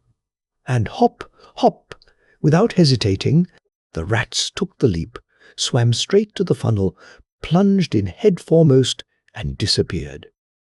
The plunging continued thus without ceasing till midnight. At last, dragging himself with difficulty, came a big rat, white with age, and stopped on the bank. It was the king of the band. "Are they all there, friend Blanchet?" asked the bagpiper. "They are all there," replied friend Blanchet. "And how many were they?" 990,999. Well reckoned, well reckoned. Then go and join them, old sire, and au revoir." Then the old white rat sprang in his turn into the river, swam to the whirlpool, and disappeared. When the bagpiper had thus concluded his business, he went to bed at his inn. And for the first time during 3 months, the people of Hamel slept quietly through the night. The next morning, at 9 o'clock, the bagpiper repaired to the town hall, where the town council awaited him. "All your rats took a jump into the river yesterday," said he to the councillors, "and I guarantee that not one of them comes back." They were 990,000, 999 at 1 gross a head. Reckon. Let us reckon the heads first. 1 gross a head is 1 head, the gross. Where are the heads? The Ratcatcher did not expect this treacherous stroke. He paled with anger, and his eyes flashed fire. "The heads?" cried he. "If you care about them, go and find them in the river." "So," replied the town councillor, "you refuse to hold to the terms of your agreement. We ourselves could refuse you all payment. But you have been of use to us, and we will not let you go without a recompense." And he offered him 50 crowns. "Keep your recompense for yourself," replied the Ratcatcher proudly. "If you do not pay me, I will be paid by your heirs." Thereupon he pulled his hat down over his eyes, went hastily out of the hall, and left the town without speaking to a soul. When the Hummel people heard how the affair had ended, they rubbed their hands, and with no more scruple than their town councillor, they laughed over the Ratcatcher, who, they said, was caught in his own trap. But what made them laugh above all was his threat of getting himself paid by their heirs. Ha! They wished that they only had such creditors for the rest of their lives. Next day, which was a Sunday, they all went gaily to church, thinking that after Mass they would at last be able to eat some good thing that the rats had not tasted before them. They never suspected the terrible surprise that awaited them on their return home. No children anywhere. They had all disappeared. "Our children! Where are our poor children?"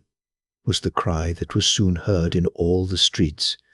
Then through the east door of the town came 3 little boys, who cried and wept, and this is what they told. While the parents were at church, a wonderful music had resounded. Soon all the little boys and all the little girls that had been left at home had gone out, attracted by the magic sounds, and had rushed to the great marketplace. There they found the Ratcatcher playing his bagpipes at the same spot as the evening before. Then the stranger had begun to walk quickly, and they had followed, running, singing and dancing to the sound of the music as far as the foot of the mountain which one sees on entering Hamel. At their approach, the mountain had opened a little, and the bagpiper had gone in with them, after which it had closed again. Only the 3 little ones who told the adventure had remained outside, as if by a miracle. One was bandy-legged, and could not run fast enough. The other, who had left the house in haste, one foot shod the other bare, had hurt himself against a big stone, and could not walk without difficulty. The third had arrived in time, but in hurrying to go in with the others had struck so violently against the wall of the mountain that he fell backwards at the moment it closed upon his comrades. At this story the parents redoubled their lamentations. They ran with pikes and mattocks to the mountain, and searched till evening to find the opening by which their children had disappeared. without being able to find it. At last, the night falling, they returned desolate to Hamel. But the most unhappy of all was the town councillor, for he lost 3 little boys and 2 pretty little girls, and, to crown all, the people of Hamel overwhelmed him with reproaches, forgetting that the evening before they had all agreed with him. What had become of all these unfortunate children? The parents always hoped they were not dead, and that the Ratcatcher, who certainly must have come out of the mountain, would have taken them with him to his country. That is why, for several years, they sent in search of them to different countries, but no one ever came on the trace of the poor little ones. It was not till much later that anything was to be heard of them. About 150 years after the event, when there was no longer one left of the fathers, mothers, brothers or sisters of that day, there arrived one evening in Hamel some merchants of Bremen returning from the east, who asked to speak with the citizens. They told that they, in crossing Hungary, had sojourned in a mountainous country called Transylvania, where the inhabitants only spoke German, while all around them nothing was spoken but Hungarian. These people also declared that they came from Germany, but they did not know how they chanced to be in this strange country. "Now," said the merchants of Bremen, "these Germans cannot be other than the descendants of the lost children of Hamel." The people of Hamel did not doubt it, and since that day they regard it as certain that the Transylvanians of Hungary are their countryfolk, whose ancestors, as children, were brought there by the Ratcatcher. There are more difficult things to believe than that. The Seven Foals. There was once upon a time a couple of poor folks who lived in a wretched hut far away from everyone else in a wood. They only just managed to live from hand to mouth, and had great difficulty in doing even so much as that. But they had 3 sons, and the youngest of them was called Cinderlad, for he did nothing else but lie and poke about among the ashes. One day the eldest lad said that he would go out to earn his living. He soon got leave to do that, and set out on his way into the world. He walked on and on for the whole day, and when night was beginning to fall, he came to a royal palace. The king was standing outside on the steps, and asked where he was going. "Oh, I am going about seeking a place, my father," said the youth. "Wilt thou serve me, and watch my 7 foals?" asked the king. "If thou canst watch them for a whole day, and tell me at night what they eat and drink, thou shalt have the princess and half my kingdom. But if thou canst not, I will cut 3 red stripes on thy back." The youth thought that it was very easy work to watch the foals, and that he could do it well enough. Next morning, when day was beginning to dawn, the king's master of the horse let out the 7 foals, and they ran away, and the youth after them just as it chanced, over hill and dale, through woods and bogs. When the youth had run thus for a long time, he began to be tired, and when he had held on a little longer, he was heartily weary of watching at all, and, at the same moment, he came to a cleft in a rock, where an old woman was sitting spinning with her distaff in her hand.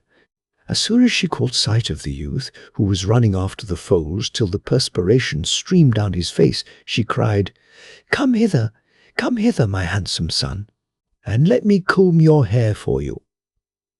The lad was willing enough, so he sat down in the cleft of the rock beside the old hag, and laid his head on her knees, and she combed his hair all day while he lay there and gave himself up to idleness. When evening was drawing near, the youth wanted to go. "I may just as well go straight home again," said he, "for it is no use to go to the king's palace." "Wait till it is dusk," said the old hag, "and then the king's foals will pass by this place again, and you can run home with them. No one will ever know that you have been lying here all day instead of watching the foals."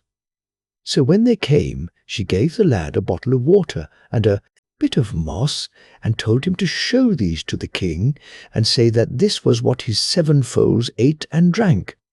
"Hast thou watched faithfully and well the whole day long?" said the king, when the lad came into his presence in the evening. "Yes, that I have," said the youth. "Then you are able to tell me what it is that my 7 foals eat and drink," said the king. So the youth produced the bottle of water and the bit of moss which he had got from the old woman, saying, "Here you see their meat, and here you see their drink." Then the king knew how his watching had been done, and fell into such a rage that he ordered his people to chase the youth back to his own home at once. But first they were to cut 3 red stripes in his back and rub salt into them. When the youth reached home again, anyone can imagine what a state of mind he was in.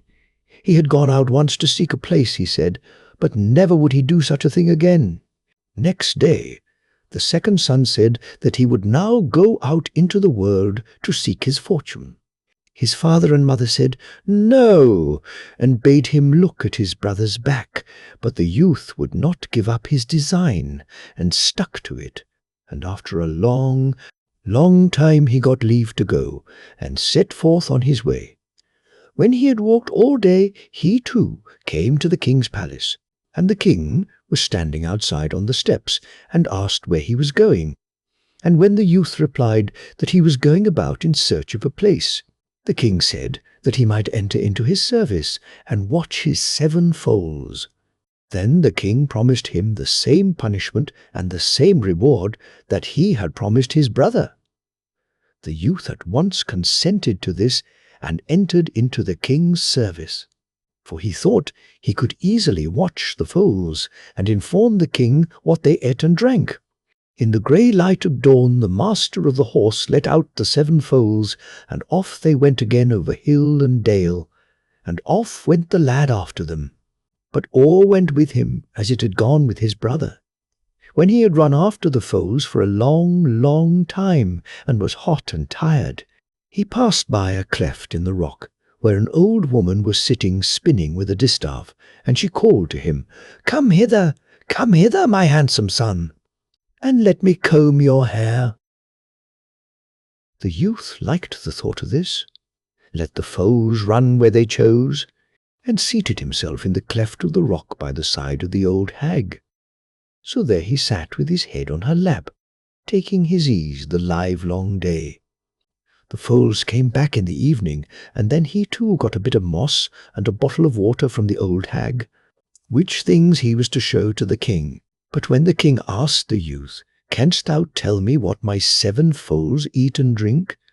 and the youth showed him the bit of moss and the bottle of water, and said, "Yes, here may you behold their meat, and here their drink." The king once more became wroth, and commanded that 3 red stripes should be cut on the lad's back, that salt should be strewn upon them, and that he should then be instantly chased back to his own home. So, when the youth got home again, he too related all that had happened to him, and he too said that he had gone out in search of a place once, but that never would he do it again. On the 3rd day, Cinderlad wanted to set out. He had a fancy to try to watch the 7 foals himself, he said.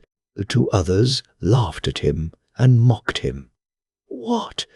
When all went so ill with us, do you suppose that you are going to succeed?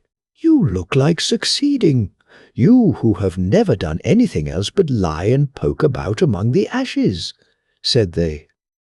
"Yes, I will go too," said Cinderlad, "for I have taken it into my head."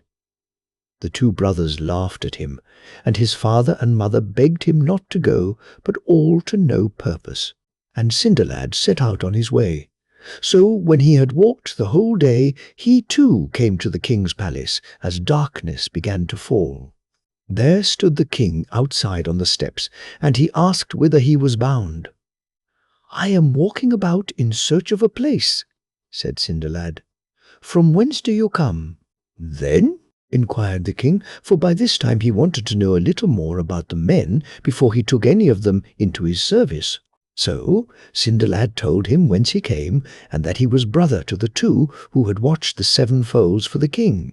And then he inquired if he might be allowed to try to watch them on the following day. "Oh, shame on them," said the king, for it enraged him even to think of them. "If thou art brother to those two, thou too art not good for much. I have had enough of such fellows." "Well, but as I have come here, you might just give me leave to make the attempt," said Cinderlad. "Oh, very well. If thou art absolutely determined to have thy back flayed, thou mayst have thine own way if thou wilt," said the king. "I would much rather have the princess," said Cinderlad. Next morning, in the grey light of dawn, the master of the horse let out the 7 foals again, and off they set over hill and dale, through woods and bogs, and off went Cinderlad after them. When he had run thus for a long time, he too came to the cleft in the rock. There the old hag was once more sitting spinning from her distaff, and she cried to Cinderlad, come hither, my handsome son, and let me comb your hair for you." "Come to me, then, come to me," said Cinderlad, as he passed by, jumping and running, and keeping tight hold of one of the foals' tails. When he had got safely past the cleft in the rock, the youngest foal said, "Get on my back, for we have still a long way to go." So the lad did this, and thus they journeyed onwards a long, long way. "Dost thou see anything now?" said the foal. "No," said Cinderlad. So they journeyed onwards a good bit farther. "Dost thou see anything now?" asked the foal. "Oh, no," said the lad. When they had gone thus for a long, long way, the foal again asked, "Dost thou see anything now?" "Yes, now I see something that is white," said Cinderlad. "It looks like the trunk of a great thick birch tree."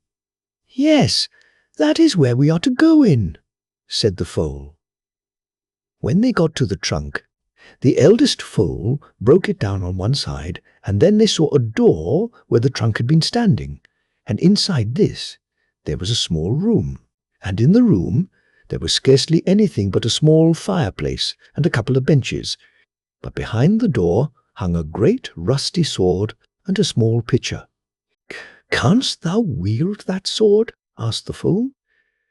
Cinderlad tried, but could not do it, so he had to take a draught from the pitcher, and then one more, and after that still another, and then he was able to wield the sword with perfect ease.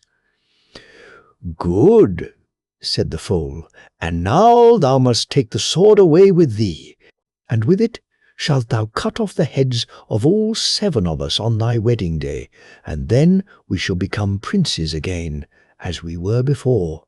For we are brothers of the princess whom thou art to have when thou canst tell the king what we eat and drink.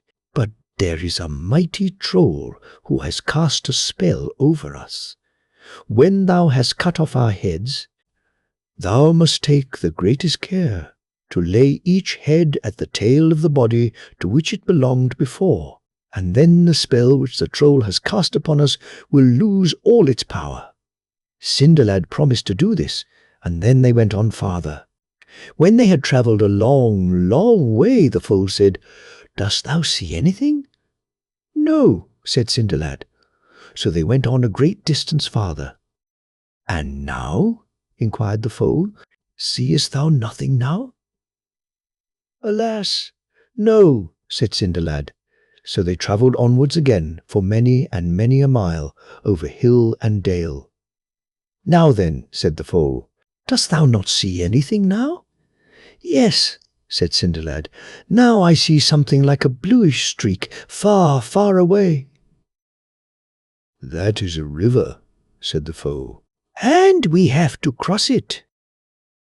There was a long, handsome bridge over the river, and when they had got to the other side of it, they again travelled on a long, long way. And then once more the foal inquired if Cinderlad saw anything. Yes, this time he saw something that looked black, far, far away, and was rather like a church tower. "Yes," said the foal, "we shall go into that." When the foals got into the churchyard, They turned into men and looked like the sons of a king, and their clothes were so magnificent that they shone with splendor. And they went into the church and received bread and wine from the priest who was standing before the altar. And Cinderlad went in too. But when the priest had laid his hands on the princes and read the blessing, they went out of the church again, and Cinderlad went out too. But he took with him a flask of wine and some consecrated bread. No sooner had the 7 princes come out into the churchyard than they became foals again, and Cinderlad got upon the back of the youngest, and they returned by the way they had come, only they went much, much faster. First they went over the bridge, and then past the trunk of the birch tree, and then past the old hag who sat in the cleft of the rock spinning, and they went by so fast that Cinderlad could not hear what the old hag screeched after him, but just heard enough to understand that she was terribly enraged. It was all but dark when they got back to the king at nightfall, and he himself was standing in the courtyard waiting for them. "Hast thou watched well and faithfully the whole day?" said the king to Cinderlad.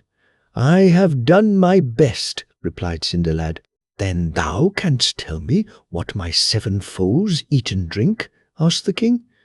So Cinderlad pulled out the consecrated bread and the flask of wine, and showed them to the king. "Here may you behold their meat, and here their drink," said he. "Yes, diligently and faithfully hast thou watched," said the king, "and thou shalt have the princess and half the kingdom." So all was made ready for the wedding, and the king said that it was to be so stately and magnificent that everyone should hear of it, and everyone inquire about it. But when they sat down to the marriage feast, the bridegroom arose and went down to the stable, for he said that he had forgotten something which he must go and look to. When he got there, he did what the foals had bidden him, and cut off the heads of all the 7. First the eldest, and then the second, and so on, according to their age. And he was extremely careful to lay each head at the tail of the foal to which it had belonged, and when that was done, all the foals became princes again. When he returned to the marriage feast with the 7 princes, the king was so joyful that he both kissed Cinderlad and clapped him on the back, and his bride was still more delighted with him than she had been before. "Half my kingdom is thine already," said the king, "and the other half shall be thine after my death, for my sons can get countries and kingdoms for themselves now that they have become princes again." Therefore, as all may well believe, there was joy and merriment at that wedding. The 6 Sillies. Once upon a time there was a young girl who reached the age of 37 without ever having had a lover, for she was so foolish that no one wanted to marry her. One day, however, a young man arrived to pay his addresses to her, and her mother, beaming with joy, sent her daughter down to the cellar to draw a jug of beer. As the girl never came back, the mother went down to see what had become of her, and found her sitting on the stairs, her head in her hands, while by her side the beer was running all over the floor, as she had forgotten to close the tap. "What are you doing there?" asked the mother. "I was thinking what I shall call my first child after I am married to that young man. All the names in the calendar are taken already." The mother sat down on the staircase beside her daughter and said, "I will think about it with you, my dear." The father, who had stayed upstairs with the young man, was surprised that neither his wife nor his daughter came back, and in his turn went down to look for them. He found them both sitting on the stairs, while beside them the beer was running all over the ground from the tap, which was wide open. "What are you doing there?" "The beer is running all over the cellar. We were thinking what we should call the children that our daughter will have when she marries that young man. All the names in the calendar are taken already." "Well," said the father, "I will think about it with you." As neither mother nor daughter nor father came upstairs again, the lover grew impatient and went down into the cellar to see what they could all be doing. He found them all 3 sitting on the stairs, while beside them the beer was running all over the ground from the tap, which was wide open. "What in the world are you all doing that you don't come upstairs, and that you let the beer run all over the cellar?" "Yes, I know, my boy," said the father, "but if you marry our daughter, what shall you call your children? All the names in the calendar are taken." When the young man heard this answer, he replied, "Well, goodbye. I am going away. When I shall have found 3 people sillier than you, I will come back and marry your daughter." So he continued his journey, and after walking a long way, he reached an orchard. Then he saw some people knocking down walnuts and trying to throw them into a cart with a fork. "What are you doing there?" he asked. "We want to load the cart with our walnuts, but we can't manage to do it." The lover advised them to get a basket and to put the walnuts in it so as to turn them into the cart. "Well," he said to himself, "I have already found someone more foolish than those 3. So he went on his way, and by he came to a wood. There he saw a man who wanted to give his pig some acorns to eat, and was trying with all his might to make him climb up the oak tree. "What are you doing, my good man?" asked he. "I want to make my pig eat some acorns, and I can't get him to go up the tree." "If you were to climb up and shake down the acorns, the pig would pick them up." "Oh, I never thought of that. Here is the second idiot," said the lover to himself. Some way farther along the road, he came upon a man who had never worn any trousers, and who was trying to put on a pair. So he had fastened them to a tree, and was jumping with all his might up in the air, so that he should hit the 2 legs of the trousers as he came down. "It would be much better if you held them in your hands," said the young man, "and then put your legs one after the other in each hole." "Dear me, to be sure, you are sharper than I am, for that never occurred to me." And having found 3 people more foolish than his bride, or her father, or her mother, the lover went back to marry the young lady, and in course of time they had a great many children. The Story of Sigurd. This is a very old story. The Danes who used to fight with the English in King Alfred's time knew this story. They have carved on the rocks pictures of some of the things that happen in the tale, and those carvings may still be seen. Because it is so old and so beautiful, the story is told here again. But it has a sad ending. Indeed, it is all sad, and all about fighting and killing, as might be expected from the Danes. Once upon a time, there was a king in the north who had won many wars, but now he was old. Yet he took a new wife, and then another prince, who wanted to have married her, came up against him with a great army. The old king went out and fought bravely, but at last his sword broke, and he was wounded, and his men fled. But in the night, when the battle was over, his young wife came out and searched for him among the slain, and at last she found him, and asked whether he might be healed. But he said, no, his luck was gone, his sword was broken, and he must die. And he told her that she would have a son, and that son would be a great warrior, and would avenge him on the other king, his enemy. And he bade her keep the broken pieces of the sword, to make a new sword for his son, and that blade should be called Gram. Then he died, and his wife called her maid to her and said, let us change clothes, and you shall be called by my name, and I by yours, lest the enemy finds us. So this was done, and they hid in a wood. But there some strangers met them, and carried them off in a ship to Denmark. And when they were brought before the king, he thought the maid looked like a queen, and the queen like a maid. So he asked the queen, how do you know in the dark of night whether the hours are wearing to the morning?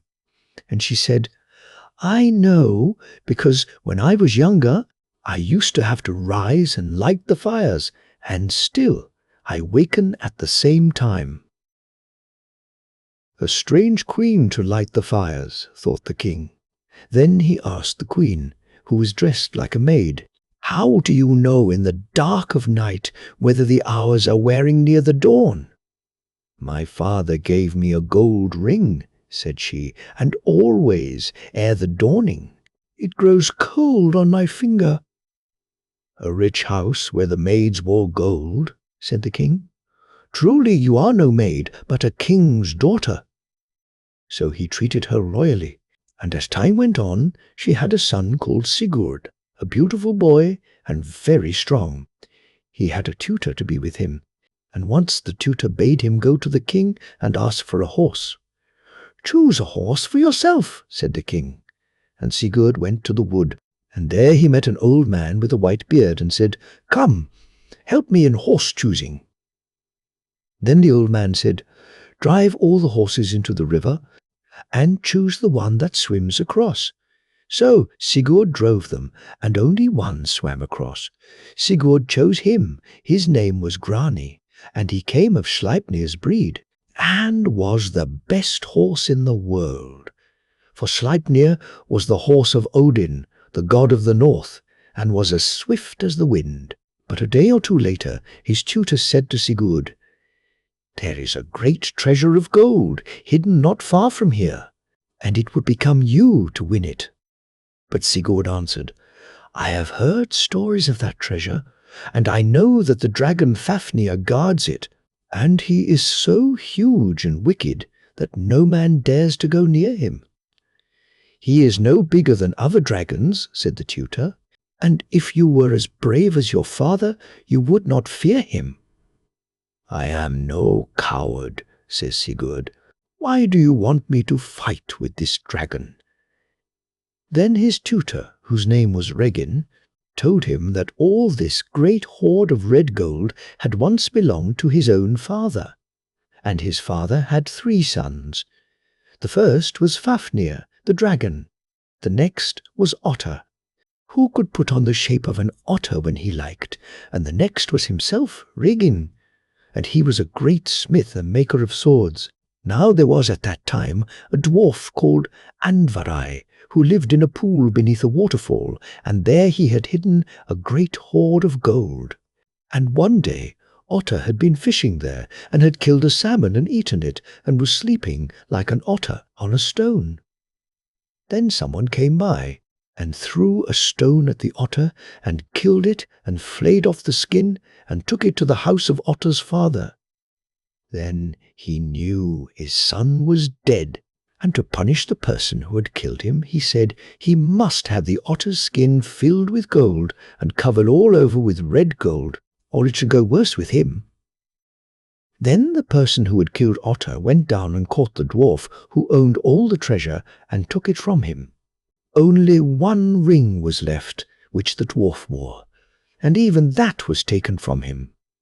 Then the poor dwarf was very angry, and he prayed that the gold might never bring any but bad luck to all the men who might own it forever. Then the otter skin was filled with gold and covered with gold, all but one hair, and that was covered with the poor dwarf's last ring. But it brought good luck to nobody. First Fafnir, the dragon, killed his own father, and then he went and wallowed on the gold and would let his brother have none, and no man dared go near it. When Sigurd heard the story, he said to Regin, "Make me a good sword, that I may kill this dragon." So Regin made a sword, and Sigurd tried it with a blow on a lump of iron, and the sword broke. Another sword he made, and Sigurd broke that too. Then Sigurd went to his mother, and asked for the broken pieces of his father's blade, and gave them to Regin. And he hammered and wrought them into a new sword, so sharp that fire seemed to burn along its edges. Sigurd tried this blade on the lump of iron, and it did not break, but split the iron in 2. Then he threw a lock of wool into the river, and when it floated down against the sword, it was cut into 2 pieces. So Sigurd said that sword would do. But before he went against the dragon, He led an army to fight the men who had killed his father, and he slew their king, and took all his wealth, and went home. When he had been at home a few days, he rode out with Regin one morning to the heath where the dragon used to lie. Then he saw the track which the dragon made when he went to a cliff to drink, and the track was as if a great river had rolled along and left a deep valley. Then Sigurd went down into that deep place and dug many pits in it, and in one of the pits he lay hidden with his sword drawn. There he waited, and presently the earth began to shake with the weight of the dragon as he crawled to the water, and a cloud of venom flew before him as he snorted and roared, so that it would have been death to stand before him. But Sigurd waited till half of him had crawled over the pit, and then he thrust the sword Gram right into his very heart. Then the dragon lashed with his tail till stones broke and trees crashed about him. Then he spoke as he died and said, "Whoever thou art that hast slain me this gold shall be thy ruin, and the ruin of all who own it." Sigurd said, "I would touch none of it if by losing it I should never die. But all men die, and no brave man lets death frighten him from his desire. Die thou, Fafnir." And then Fafnir died. And after that Sigurd was called Fafnir's Bane and Dragon Slayer. Then Sigurd rode back and met Regin, and Regin asked him to roast Fafnir's heart and let him taste of it. So Sigurd put the heart of Fafnir on a stake and roasted it, but it chanced that he touched it with his finger, and it burned him. Then he put his finger in his mouth, and so tasted the heart of Fafnir. Then immediately he understood the language of birds, and he heard the woodpeckers say, "There is Sigurd roasting Fafnir's heart for another, when he should taste of it himself, and learn all wisdom." The next bird said, "There lies Regin, ready to betray Sigurd. Who trusts him?" The third bird said, "Let him cut off Regin's head and keep all the gold to himself." The fourth bird said, "That let him do, and then ride over Hindfell to the place where Brynhild sleeps." When Sigurd heard all this, and how Regin was plotting to betray him, he cut off Regin's head with one blow of the sword Gram. Then all the birds broke out singing, "We know a fair maiden sleeping. Sigurd, be not afraid. Sigurd, win thou the maid for fortune is keeping. High over Hindfell red fire is flaming. There doth the maiden dwell, she that should love thee well, meet for thy taming.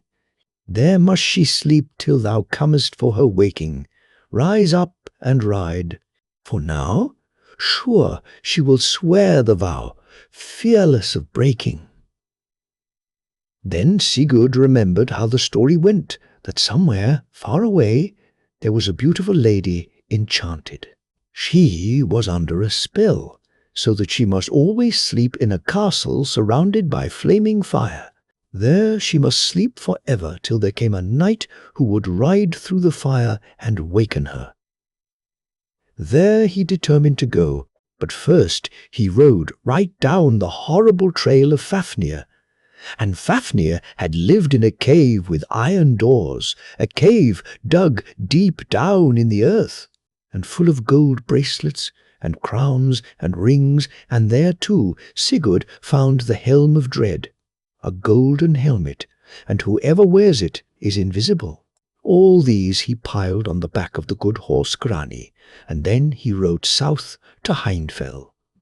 Now it was night, and on the crest of the hill Sigurd saw a red fire blazing up into the sky, and within the flame a castle and a banner on the topmost tower. Then he set the horse Grani at the fire, and he leaped through it lightly as if it had been through the heather. So Sigurd went within the castle door, and there he saw someone sleeping, clad all in armour. Then he took the helmet off the head of the sleeper, and behold, she was a most beautiful lady. And she wakened and said, "Ah, is it Sigurd, Sigmund's son, who has broken the curse, and comes here to waken me at last?" This curse came upon her when the thorn of the tree of sleep ran into her hand long ago as a punishment because she had displeased Odin, the god. Long ago, too, she had vowed never to marry a man who knew fear, and dared not ride through the fence of flaming fire. For she was a warrior maid herself, and went armed into the battle like a man. But now she and Sigurd loved each other, and promised to be true to each other, and he gave her a ring, and it was the last ring taken from the dwarf Andvari. Then Sigurd rode away, and he came to the house of a king who had a fair daughter. Her name was Gudrun, and her mother was a witch. Now Gudrun fell in love with Sigurd, but he was always talking of Brynhild, how beautiful she was, and how dear. So one day Gudrun's witch mother put poppy and forgetful drugs in a magical cup, and bade Sigurd drink to her health, and he drank, and instantly he forgot poor Brynhild, and he loved Gudrun, and they were married with great rejoicings. Now the witch, the mother of Gudrun, wanted her son Gunnar to marry Brynhild, and she bade him ride out with Sigurd and go and woo her.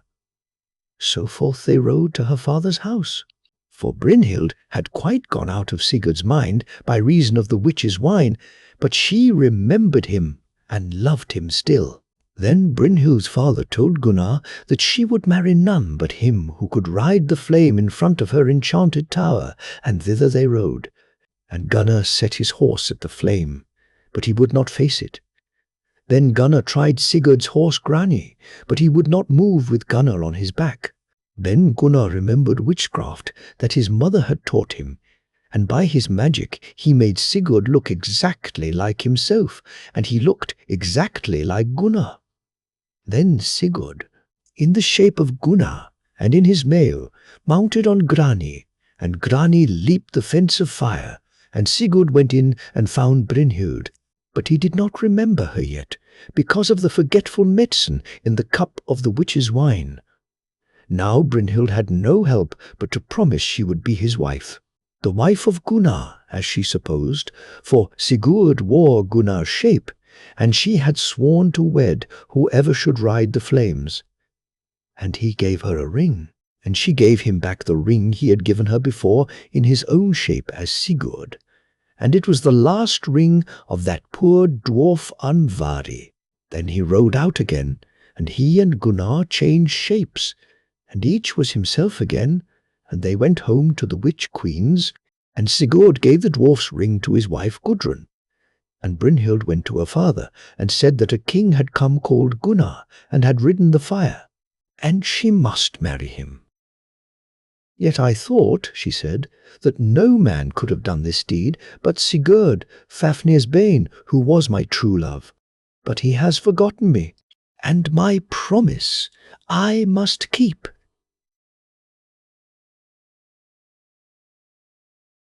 So Gunnar and Brynhild were married, though it was not Gunnar, but Sigurd in Gunnar's shape that had ridden the fire.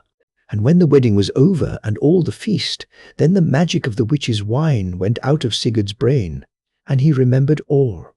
He remembered how he had freed Brynhild from the spell, and how she was his own true love, and how he had forgotten and had married another woman, and won Brynhild to be the wife of another man. But he was brave, and he spoke not a word of it to the others to make them unhappy. Still, he could not keep away the curse which was to come on everyone who owned the treasure of the dwarf Andvari, and his fatal golden ring, and the curse soon came upon all of them. For one day, when Brynhild and Gudrun were bathing, Brynhild waded farthest out into the river, and said she did that to show she was Gudrun's superior. For her husband, she said, had ridden through the flame when no other man dared face it. Then Gudrun was very angry, and said that it was Sigurd, not Gunnar, who had ridden the flame, and had received from Brynhild that fatal ring, the ring of the dwarf Andvari. Then Brynhild saw the ring which Sigurd had given to Gudrun, and she knew it, and knew all. and she turned as pale as a dead woman and went home. All that evening she never spoke. Next day she told Gunnar, her husband, that he was a coward and a liar, for he had never ridden the flame, but had sent Sigurd to do it for him, and pretended that he had done it himself. And she said he would never see her glad in his hall, never drinking wine, never playing chess, never embroidering with the golden thread, never speaking words of kindness. Then she rent all her needlework asunder and wept aloud, so that everyone in the house heard her. For her heart was broken, and her pride was broken in the same hour. She had lost her true love, Sigurd, the slayer of Fafnir, and she was married to a man who was a liar. Then Sigurd came and tried to comfort her, but she would not listen, and said she wished the sword stood fast in his heart. "Not long to wait," he said, "till the bitter sword stands fast in my heart, and thou wilt not live long when I am dead. But, dear Brynhild, live and be comforted, and love Gunnar thy husband, and I will give thee all the gold, the treasure of the dragon Fafnir." Brynhild said, "It is too late." Then Sigurd was so grieved, and his heart so swelled in his breast, that it burst the steel rings of his shirt of mail. Sigurd went out, and Brynhild determined to slay him. She mixed serpent's venom and wolf's flesh, and gave them in one dish to her husband's younger brother. And when he had tasted them, he was mad. And he went into Sigurd's chamber while he slept, and pinned him to the bed with a sword. But Sigurd woke, and caught the sword Graham into his hand, and threw it at the man as he fled, and the sword cut him in twain. Thus died Sigurd, Fafnir's bane, whom no 10 men could have slain in fair fight. Then Gudrun wakened and saw him dead, and she moaned aloud, and Brynhild heard her and laughed. But the kind horse Greeny lay down and died of very grief. And then Brynhild fell a-weeping till her heart broke. So they attired Sigurd in all his golden armour, and built a great pile of wood on board his ship, and at night laid on it the dead Sigurd and the dead Brynhild and the good horse Grani, and set fire to it, and launched the ship. And the wind bore it blazing out to sea, flaming into the dark. So there was Sigurd and Brynhild burned together, and the curse of the dwarf Andvari was fulfilled. The Three Dwarfs. There was once upon a time a man who lost his wife, and a woman who lost her husband.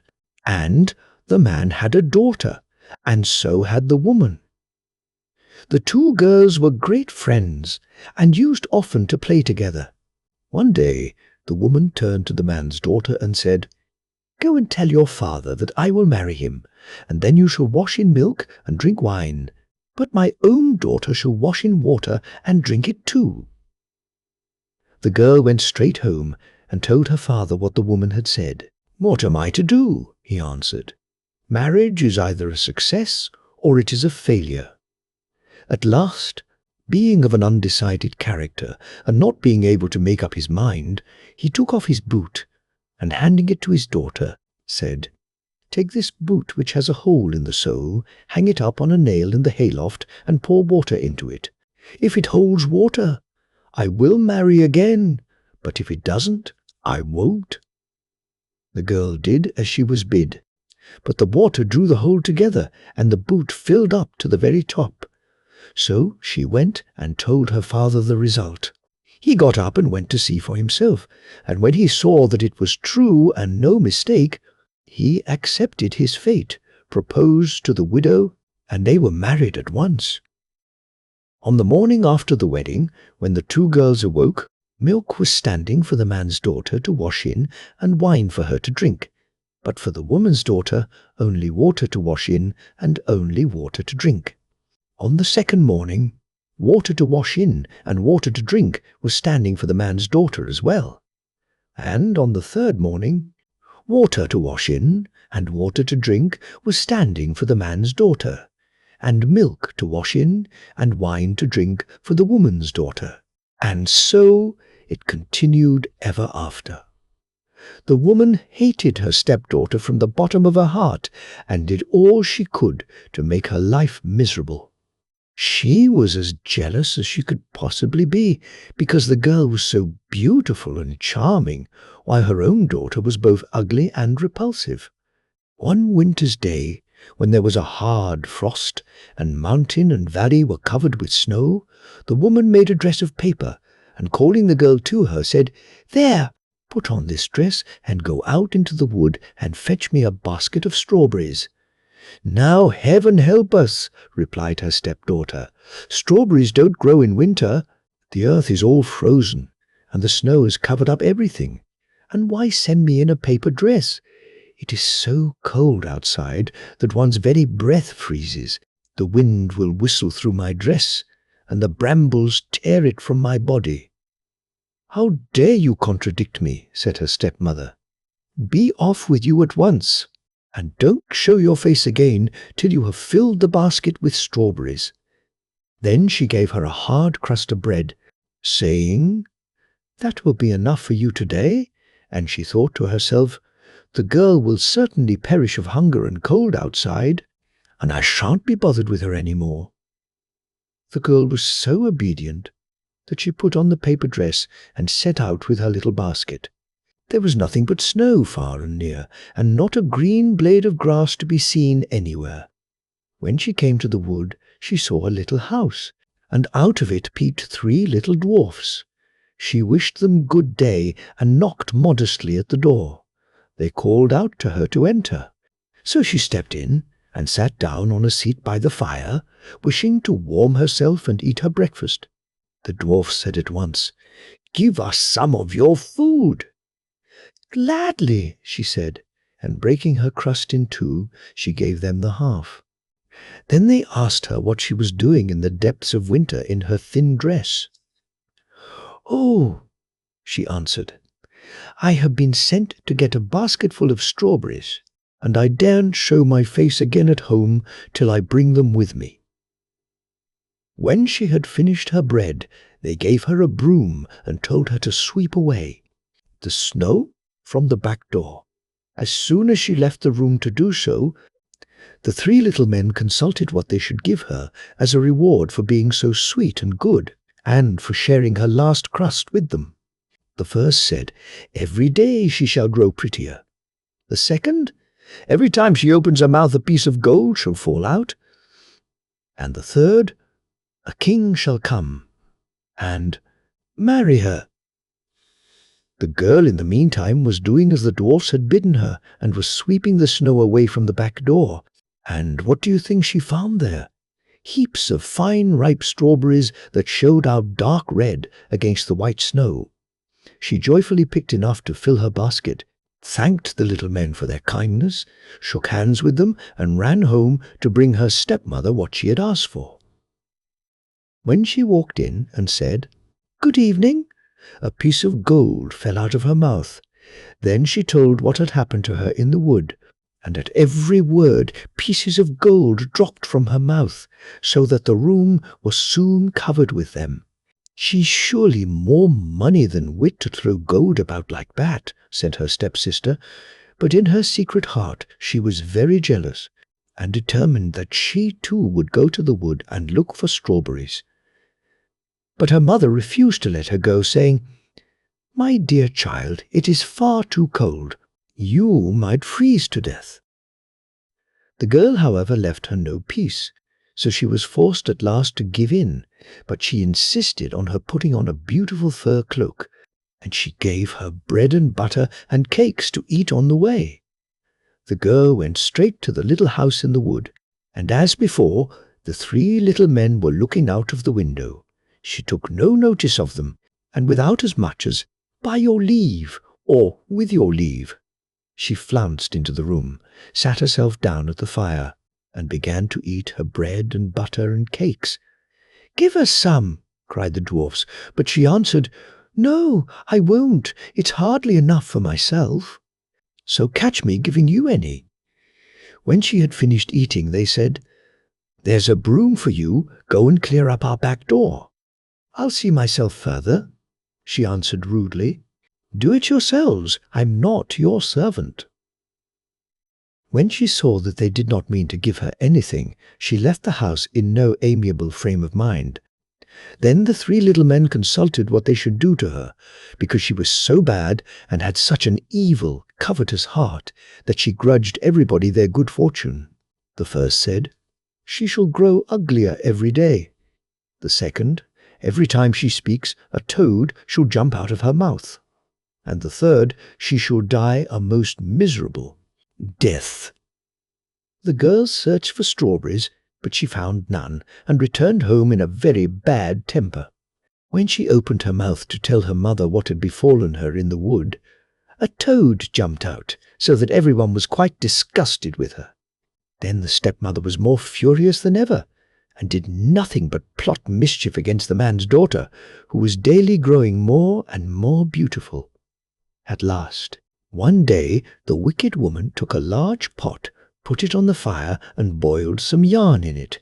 When it was well scalded, she hung it round the poor girl's shoulder, and giving her an axe, she bade her break a hole in the frozen river, and rinse the yarn in it.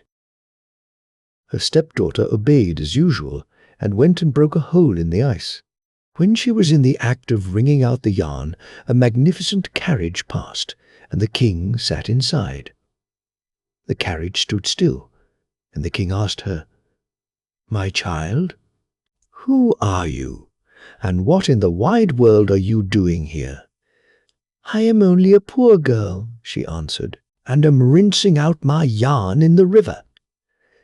Then the king was sorry for her, and when he saw how beautiful she was, he said, "Will you come away with me?" "Most gladly," she replied, for she knew how willingly she would leave her stepmother and sister, and how glad they would be to be rid of her. So she stepped into the carriage and drove away with the king, and when they reached his palace, the wedding was celebrated with much splendor. So all turned out just as the three little dwarfs had said. After a year, the queen gave birth to a little son. When her stepmother heard of her good fortune, she came to the palace with her daughter by way of paying a call, and took up her abode there. Now one day, when the king was out and nobody else near, the bad woman took the queen by her head, and the daughter took her by her heels, and they dragged her from her bed and flung her out of the window into the stream which flowed beneath it. Then the stepmother laid her ugly daughter in the queen's place, and covered her up with the clothes so that nothing of her was seen. When the king came home and wished to speak to his wife, the woman called out, "Quietly, quietly. This will never do. Your wife is very ill. You must let her rest all today." The king suspected no evil, and didn't come again till next morning. When he spoke to his wife and she answered him, instead of the usual piece of gold, a toad jumped out of her mouth. Then he asked what it meant, and the old woman told him it was nothing but weakness, and that she would soon be all right again. But that same evening the scullion noticed a duck swimming up the gutter, saying as it passed, "What does the king, I pray you tell? Is he awake or sleeps he well?" And receiving no reply, it continued, "And all my guests, are they asleep?" And the scullion answered, "Yes, one and all they slumber deep." Then the duck went on, "And what about my baby dear?"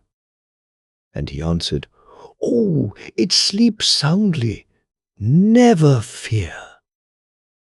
Then the duck assumed the queen's shape, went up to the child's room, tucked him up comfortably in his cradle, and then swam back down the gutter again, in the likeness of a duck. This was repeated for 2 nights, and on the third the duck said to the scullion, "Go and tell the king to swing his sword 3 times over me on the threshold."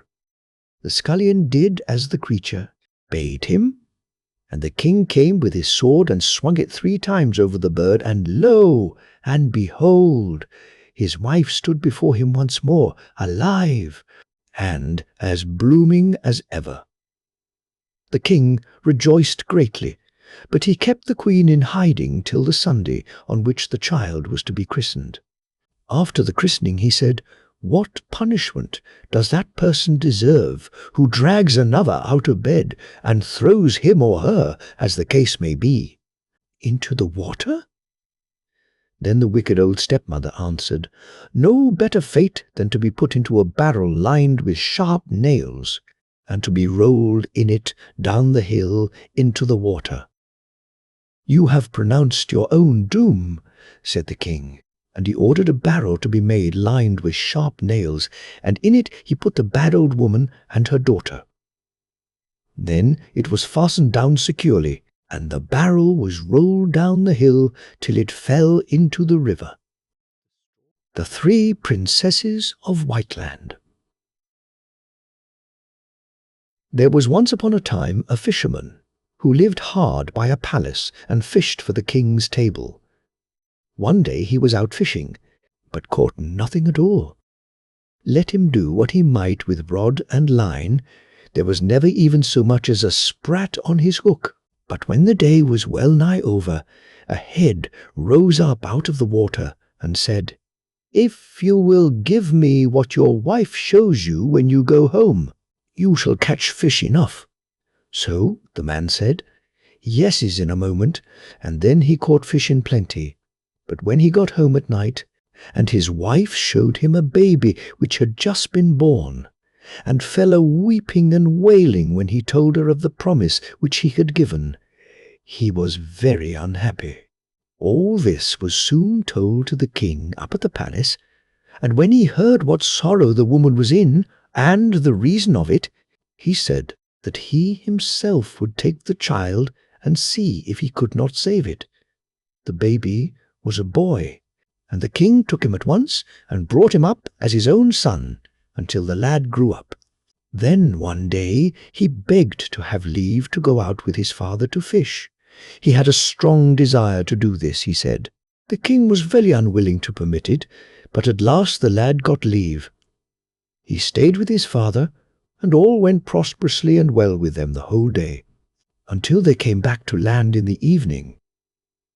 Then the lad found that he had lost his pocket-handkerchief and would go out in the boat after it, but no sooner had he got into the boat than it began to move off with him so quickly that the water foamed all round about, and all that the lad did to keep the boat back with the oars was done to no purpose, for it went on and on the whole night through, and at last he came to a white strand that lay far, far away. There he landed, and when he had walked on for some distance, he met an old man with a long white beard. "What is the name of this country?" said the youth. "Whiteland," answered the man, and then he begged the youth to tell him whence he came and what he was going to do, and the youth did so. "Well, then," said the man, "if you walk on farther along the seashore here, you will come to 3 princesses who are standing in the earth so that their heads alone are out of it. Then the first of them will call you. She is the eldest and will beg you very prettily to come to her and help her, and the second will do the same. But you must not go near either of them. Hurry past, as if you neither saw nor heard them, but you shall go to the third and do what she bids you. It will bring you good fortune." When the youth came to the first princess, she called to him and begged him to come to her very prettily, but he walked on as if he did not even see her, and he passed by the second in the same way, but he went up to the third. "If thou wilt do what I tell thee, thou shalt choose among us." "3," said the princess. So the lad said that he was most willing, and she told him that 3 Trolls had planted them all 3, there in the earth, but that formerly they had dwelt in the castle which he could see at some distance in the wood. "Now," she said, "thou shalt go into the castle, and let the Trolls beat thee one night for each of us, and if thou canst but endure that, thou wilt set us free." "Yes," answered the lad, "I will certainly try to do so." "When thou goest in," continued the princess, 2 lions will stand by the doorway, but if thou only go straight between them, they will do thee no harm. Go straight forward into a small dark chamber. There thou shalt lie down. Then the troll will come and beat thee. But thou shalt take the flask which is hanging on the wall, and anoint thyself wheresoever he has wounded thee. After which thou shalt be as well as before. Then lay hold of the sword which is hanging by the side of the flask, and smite the troll dead." So he did what the princess had told him. He walked straight in between the lions, just as if he did not see them, and then into the small chamber and lay down on the bed. The first night a troll came with 3 heads and 3 rods and beat the lad most unmercifully. But he held out until the troll was done with him, and then he took the flask and rubbed himself. Having done this, he grasped the sword and smote the troll dead. In the morning, when he went to the seashore, the princesses were out of the earth as far as their waists. The next night, everything happened in the same way, but the troll who came then had 6 heads and 6 rods, and he beat him much more severely than the first had done. But when the lad went out of doors next morning, the princesses were out of the earth as far as their knees. On the 3rd night a troll came who had 9 heads and 9 rods, and he struck the lad and flogged him so long that at last he swooned away. So the troll took him up and flung him against the wall, and this made the flask of ointment fall down, and it splashed all over him, and he became as strong as ever again. Then, without loss of time, he grasped the sword and struck the troll dead. And in the morning, when he went out of the castle, the princesses were standing there entirely out of the earth.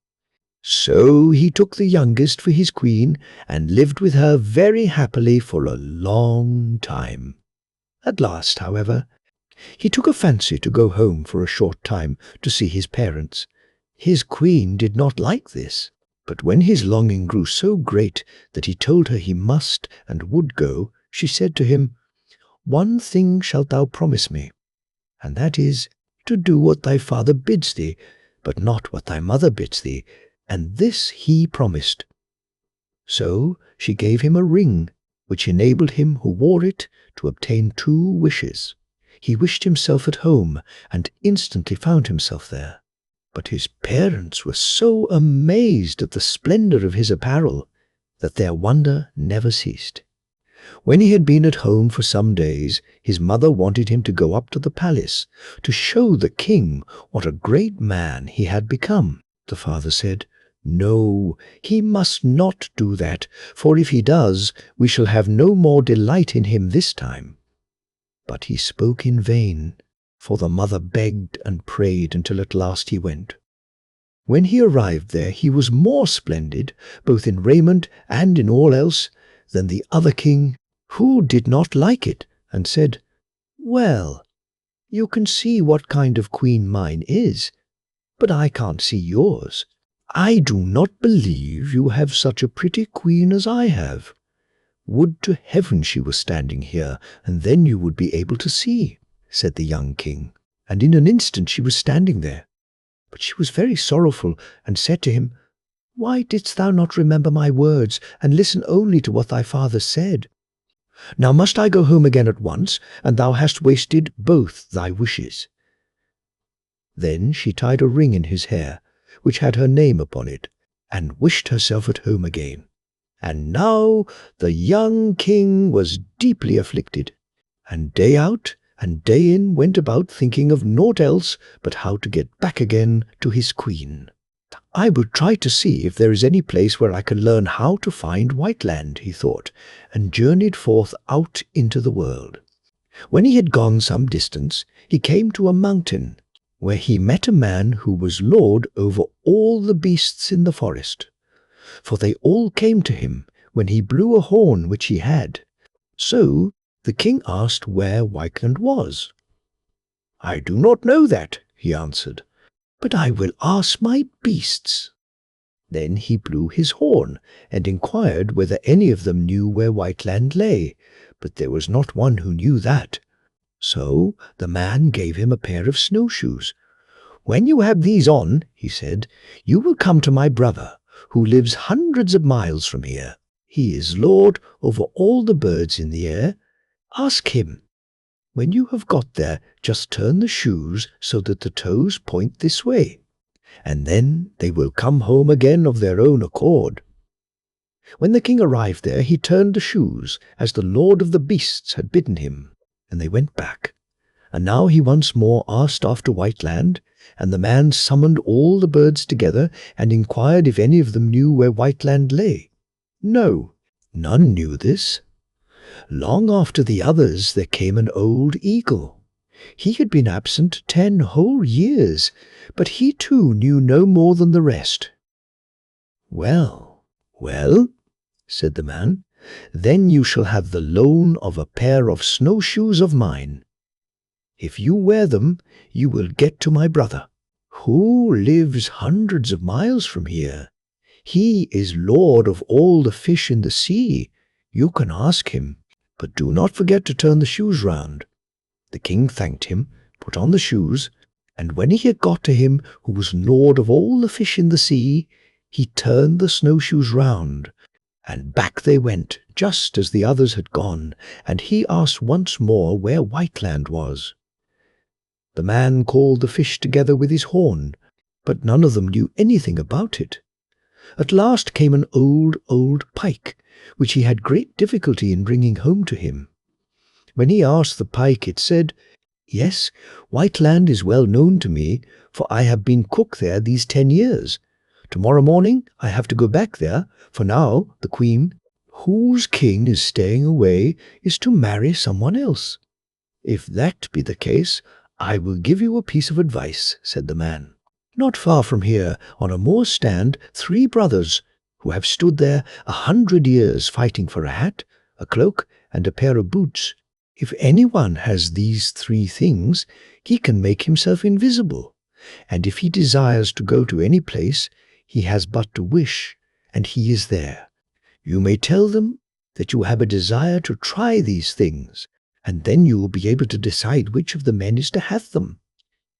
So the king thanked him and went, and did what he had said. "What is this that you are standing fighting about for ever and ever?" said he to the brothers. "Let me make a trial of these things, and then I will judge between you." They willingly consented to this, but when he had got the hat, the cloak, and the boots, he said, "Next time we meet, you shall have my decision." And hereupon he wished himself away. While he was going quickly through the air, he fell in with the north wind. "And where may you be going?" said the north wind. "To Whiteland," said the king, and then he related what had happened to him. "Well," said the north wind, "you can easily go a little quicker than I can, for I have to puff and blow into every corner. But when you get there, place yourself on the stairs by the side of the door, and then I will come blustering in as if I wanted to blow down the whole castle. And when the prince who is to have your queen comes out to see what is astir, just take him by the throat and fling him out, and then I will try to carry him away from court." As the north wind had said, so did the king. He stood on the stairs, and when the north wind came howling and roaring, and caught the roof and walls of the castle till they shook again, the prince went out to see what was the matter. But as soon as he came, the king took him by the neck and flung him out, and then the north wind laid hold of him and carried him off. And when he was rid of him, the king went into the castle. At first the queen did not know him, because he had grown so thin and pale from having travelled so long and so sorrowfully. But when she saw her ring, she was heartily glad. And then the rightful wedding was held, and held in such a way that it was talked about far and wide. The true history of Little Golden Hood. You know the tale of poor Little Red Riding Hood, that the wolf deceived and devoured with her cake, her little butter can, and her grandmother? Well, the true story happened quite differently, as we know now. And first of all, the little girl was called, and is still called, Little Golden Hood. Secondly, it was not she, nor the good grand dame, but the wicked wolf, who was in the end caught and devoured. Only listen. The story begins something like the tale. There was once a little peasant girl, pretty and nice as a star in its season. Her real name was Blanchette, but she was more often called Little Golden Hood on account of a wonderful little cloak with a hood, gold and fire-coloured, which she always had on. This little hood was given her by her grandmother, who was so old that she did not know her age. It ought to bring her good luck, for it was made of a ray of sunshine, she said. And as the good old woman was considered something of a witch, everyone thought the little hood rather bewitched too. And so it was, as you will see. One day the mother said to the child, "Let us see, my little golden hood. If you know now how to find your way by yourself, you shall take this good piece of cake to your grandmother for a Sunday treat tomorrow. You will ask her how she is, and come back at once without stopping to chatter on the way with people you don't know. Do you quite understand?" "I quite understand," replied Blanchette gaily, and off she went with the cake, quite proud of her errand. But the grandmother lived in another village, and there was a big wood to cross before getting there. At a turn of the road under the trees, suddenly, who goes there? Friend Wolf. He had seen the child start alone, and the villain was waiting to devour her, when at the same moment he perceived some woodcutters who might observe him, and he changed his mind. Instead of falling upon Blanchette, he came frisking up to her like a good dog. "'Tis you, my nice little golden hood," said he. So the little girl stops to talk with the wolf, who, for all that, she did not know in the least. "You know me, then," said she. "What is your name?" "My name is Friend Wolf. And where are you going thus, my pretty one, with your little basket on your arm?" "I am going to my grandmother, to take her a good piece of cake for her Sunday treat tomorrow." "And where does she live, your grandmother?" "She lives at the other side of the wood, in the first house in the village, near the windmill, you know." "Ah, yes, I know now," said the wolf. "Well, that's just where I'm going. I shall get there before you, no doubt, with your little bits of legs, and I'll tell her you're coming to see her, then she'll wait for you." Thereupon the wolf cuts across the wood, and in 5 minutes arrives at the grandmother's house. He knocks at the door, tock, tock, no answer. He knocks louder, nobody. Then he stands up on end, puts his 2 forepaws on the latch, and the door opens. Not a soul in the house. The old woman had risen early to sell herbs in the town, and she had gone off in such haste that she had left her bed unmade, with her great nightcap on the pillow. "Good," said the wolf to himself. "I know what I'll do."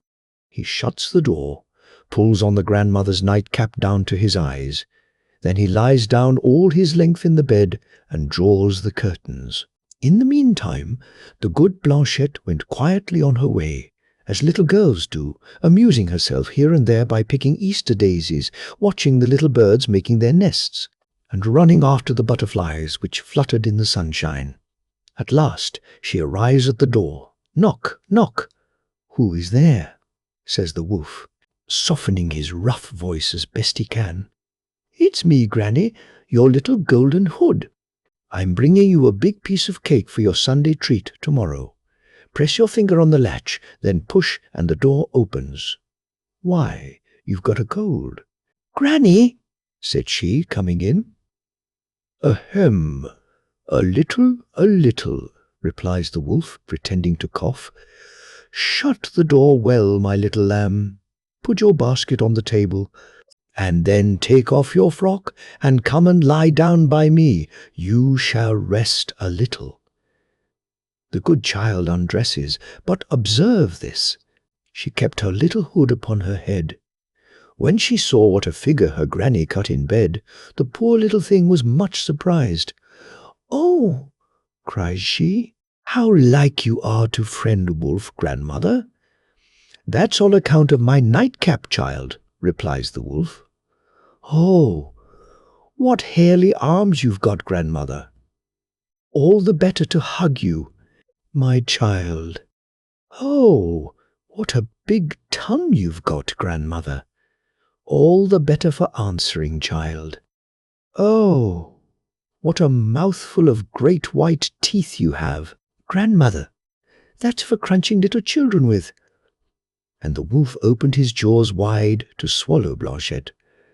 But she put down her head, crying, "Mamma, mamma," and the wolf only caught her little hood. Thereupon, "Oh dear, oh dear," he draws back, crying and shaking his jaw as if he had swallowed red-hot coals.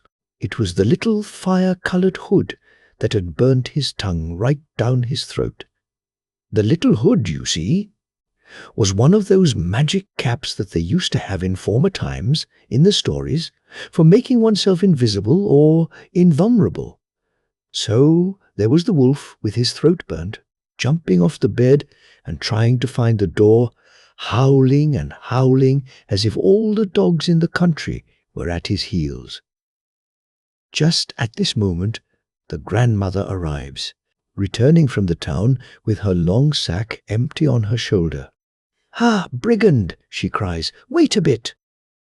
Quickly she opens her sack wide across the door, and the maddened wolf springs in head downwards. It is he now that is caught, swallowed like a letter in the post. For the brave old dame shuts her sack, so, and she runs and empties it in the well, where the vagabond, still howling, tumbles in and is drowned. "Ah, scoundrel! You thought you would crunch my little grandchild. Well, tomorrow we will make her a muff of your skin, and you yourself shall be crunched, for we will give your carcass to the dogs." Thereupon the grandmother hastened to dress poor Blanchette, who was still trembling with fear in the bed. "Well," she said to her, "without my little hood, where would you be now, darling?" And, to restore heart and legs to the child, she made her eat a good piece of her cake, and drink a good draught of wine, after which she took her by the hand and led her back to the house. And then, who was it who scolded her when she knew all that had happened? It was the mother. But Blanchette promised over and over again that she would never more stop to listen to a wolf, so that at last the mother forgave her. And Blanchette, the little golden hood, kept her word, and in fine weather she may still be seen in the fields with her pretty little hood, the colour of the sun. But to see her you must rise early. The 12 Brothers. There were once upon a time a king and a queen who lived happily together, and they had 12 children, all of whom were boys. One day the king said to his wife, "If our 13th child is a girl, all her 12 brothers must die, so that she may be very rich, and the kingdom hers alone." Then he ordered 12 coffins to be made, and filled them with shavings, and placed a little pillow in each. These he put away in an empty room, and, giving the key to his wife, he bade her tell no one of it. The queen grieved over the sad fate of her sons, and refused to be comforted, so much so that the youngest boy, who was always with her, and whom she had christened Benjamin, said to her one day, "Dear mother, why are you so sad?" "My child," she answered, "I may not tell you the reason." But he left her no peace, till she went and unlocked the room and showed him the 12 coffins filled with shavings, and with the little pillow laid in each. Then she said, "My dearest Benjamin, your father has had these coffins made for you and your 11 brothers, because if I bring a girl into the world, you are all to be killed and buried in them." She wept bitterly as she spoke, But her son comforted her and said, "Don't cry, dear mother. We'll manage to escape somehow, and we'll fly for our lives." "Yes," replied his mother, "that is what you must do. Go with your 11 brothers out into the wood, and let one of you always sit on the highest tree you can find, keeping watch on the tower of the castle. If I give birth to a little son, I will wave a white flag, and then you may safely return. But if I give birth to a little daughter, I will wave a red flag, which will warn you to fly away as quickly as you can, and may the kind heaven have pity on you. Every night I will get up and pray for you in winter, that you may always have a fire to warm yourselves by, and in summer that you may not languish in the heat." Then she blessed her sons, and they set out into the wood. They found a very high oak tree, and there they sat, turned about, keeping their eyes always fixed on the castle tower. On the 12th day, when the turn came to Benjamin, he noticed a flag waving in the air, but alas! it was not white, but blood red, the sign which told them they must all die. When the brothers heard this, they were very angry and said, "Shall we forsooth suffer death for the sake of a wretched girl? Let us swear vengeance, and vow that wherever and whenever we shall meet one of her sex, she shall die at our hands." Then they went their way deeper into the wood, and in the middle of it, where it was thickest and darkest, they came upon a little enchanted house which stood empty. "Here," they said, "let us take up our abode. And you, Benjamin, you are the youngest and weakest. You shall stay at home and keep house for us.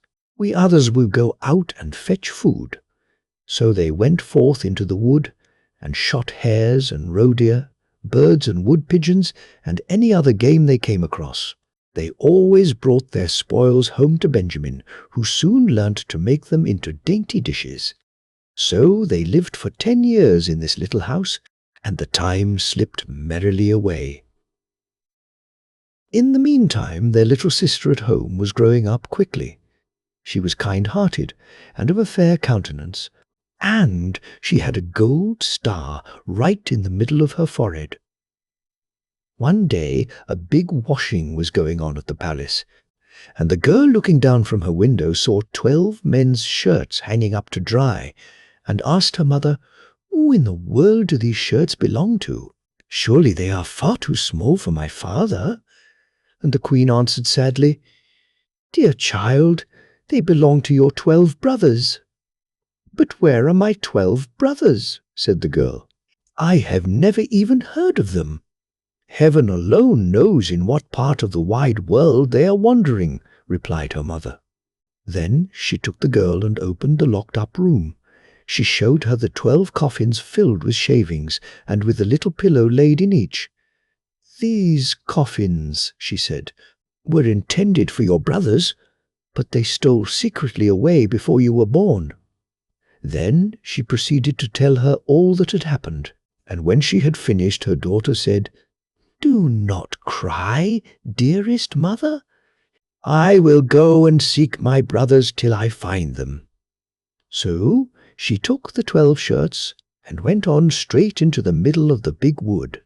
She walked all day long, and came in the evening to the little enchanted house.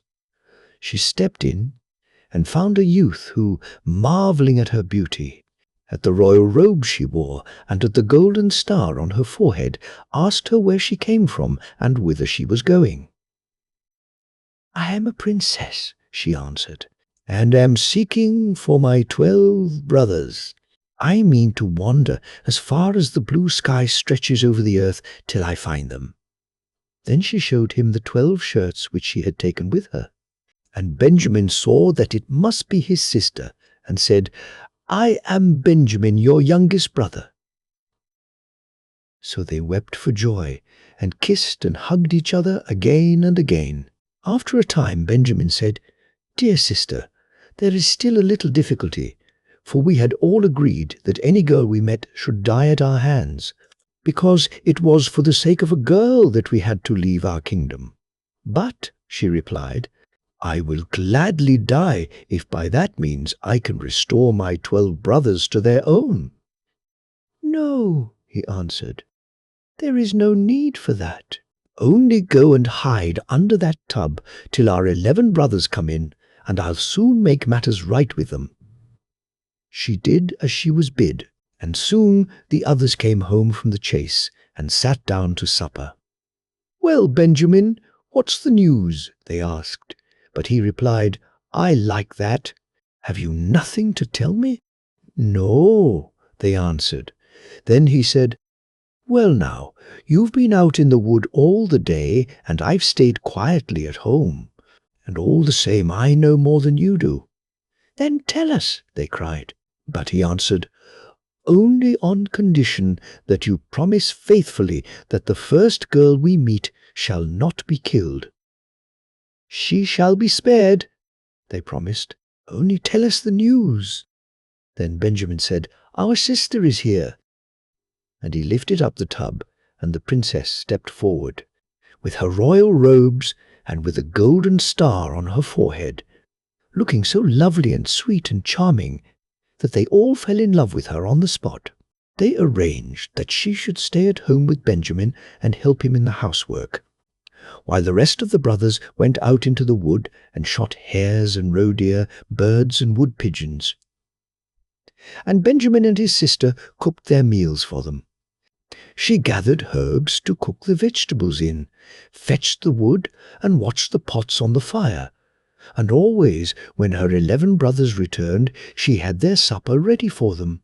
Besides this, she kept the house in order, tidied all the rooms, and made herself so generally useful that her brothers were delighted, and they all lived happily together. One day the two at home prepared a fine feast, and when they were all assembled, they sat down and ate and drank and made merry. Now there was a little garden round the enchanted house, in which grew 12 tall lilies. The girl, wishing to please her brothers, plucked the 12 flowers, meaning to present one to each of them as they sat at supper. But hardly had she plucked the flowers when her brothers were turned into 12 ravens, who flew croaking over the wood, and the house and garden vanished also.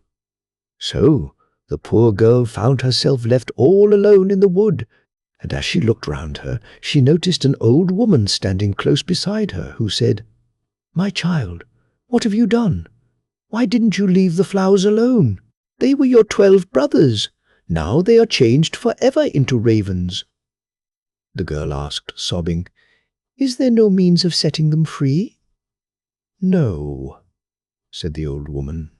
"There is only one way in the whole world, and that is so difficult that you won't free them by it, for you would have to be dumb and not laugh for 7 years, and if you spoke a single word, though but an hour were wanting to the time, your silence would all have been in vain, and that one word would slay your brothers." Then the girl said to herself, "If that is all, I am quite sure I can free my brothers." So she searched for a high tree, and when she had found one, she climbed up it and spun all day long, never laughing or speaking one word.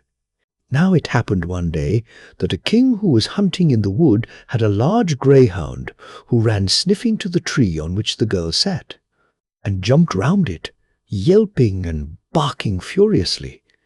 The king's attention was attracted, and when he looked up and beheld the beautiful princess with the golden star on her forehead, he was so enchanted by her beauty that he asked her on the spot to be his wife. She gave no answer, but nodded slightly with her head. Then he climbed up the tree himself, lifted her down, put her on his horse, and bore her home to his palace. The marriage was celebrated with much pomp and ceremony, but the bride neither spoke nor laughed. When they had lived a few years happily together, the king's mother, who was a wicked old woman, began to slander the young queen, and said to the king, "She is only a low-born beggar-maid that you have married. Who knows what mischief she is up to? If she is deaf and can't speak, she might at least laugh, Depend upon it, those who don't laugh have a bad conscience." At first the king paid no heed to her words, but the old woman harped so long on the subject and accused the young queen of so many bad things that at last he let himself be talked over and condemned his beautiful wife to death. So a great fire was lit in the courtyard of the palace, where she was to be burnt, and the king watched the proceedings from an upper window, crying bitterly the while, for he still loved his wife dearly. But just as she had been bound to the stake, and the flames were licking her garments with their red tongues, the very last moment of the 7 years had come. Then a sudden rushing sound was heard in the air, and 12 ravens were seen flying overhead.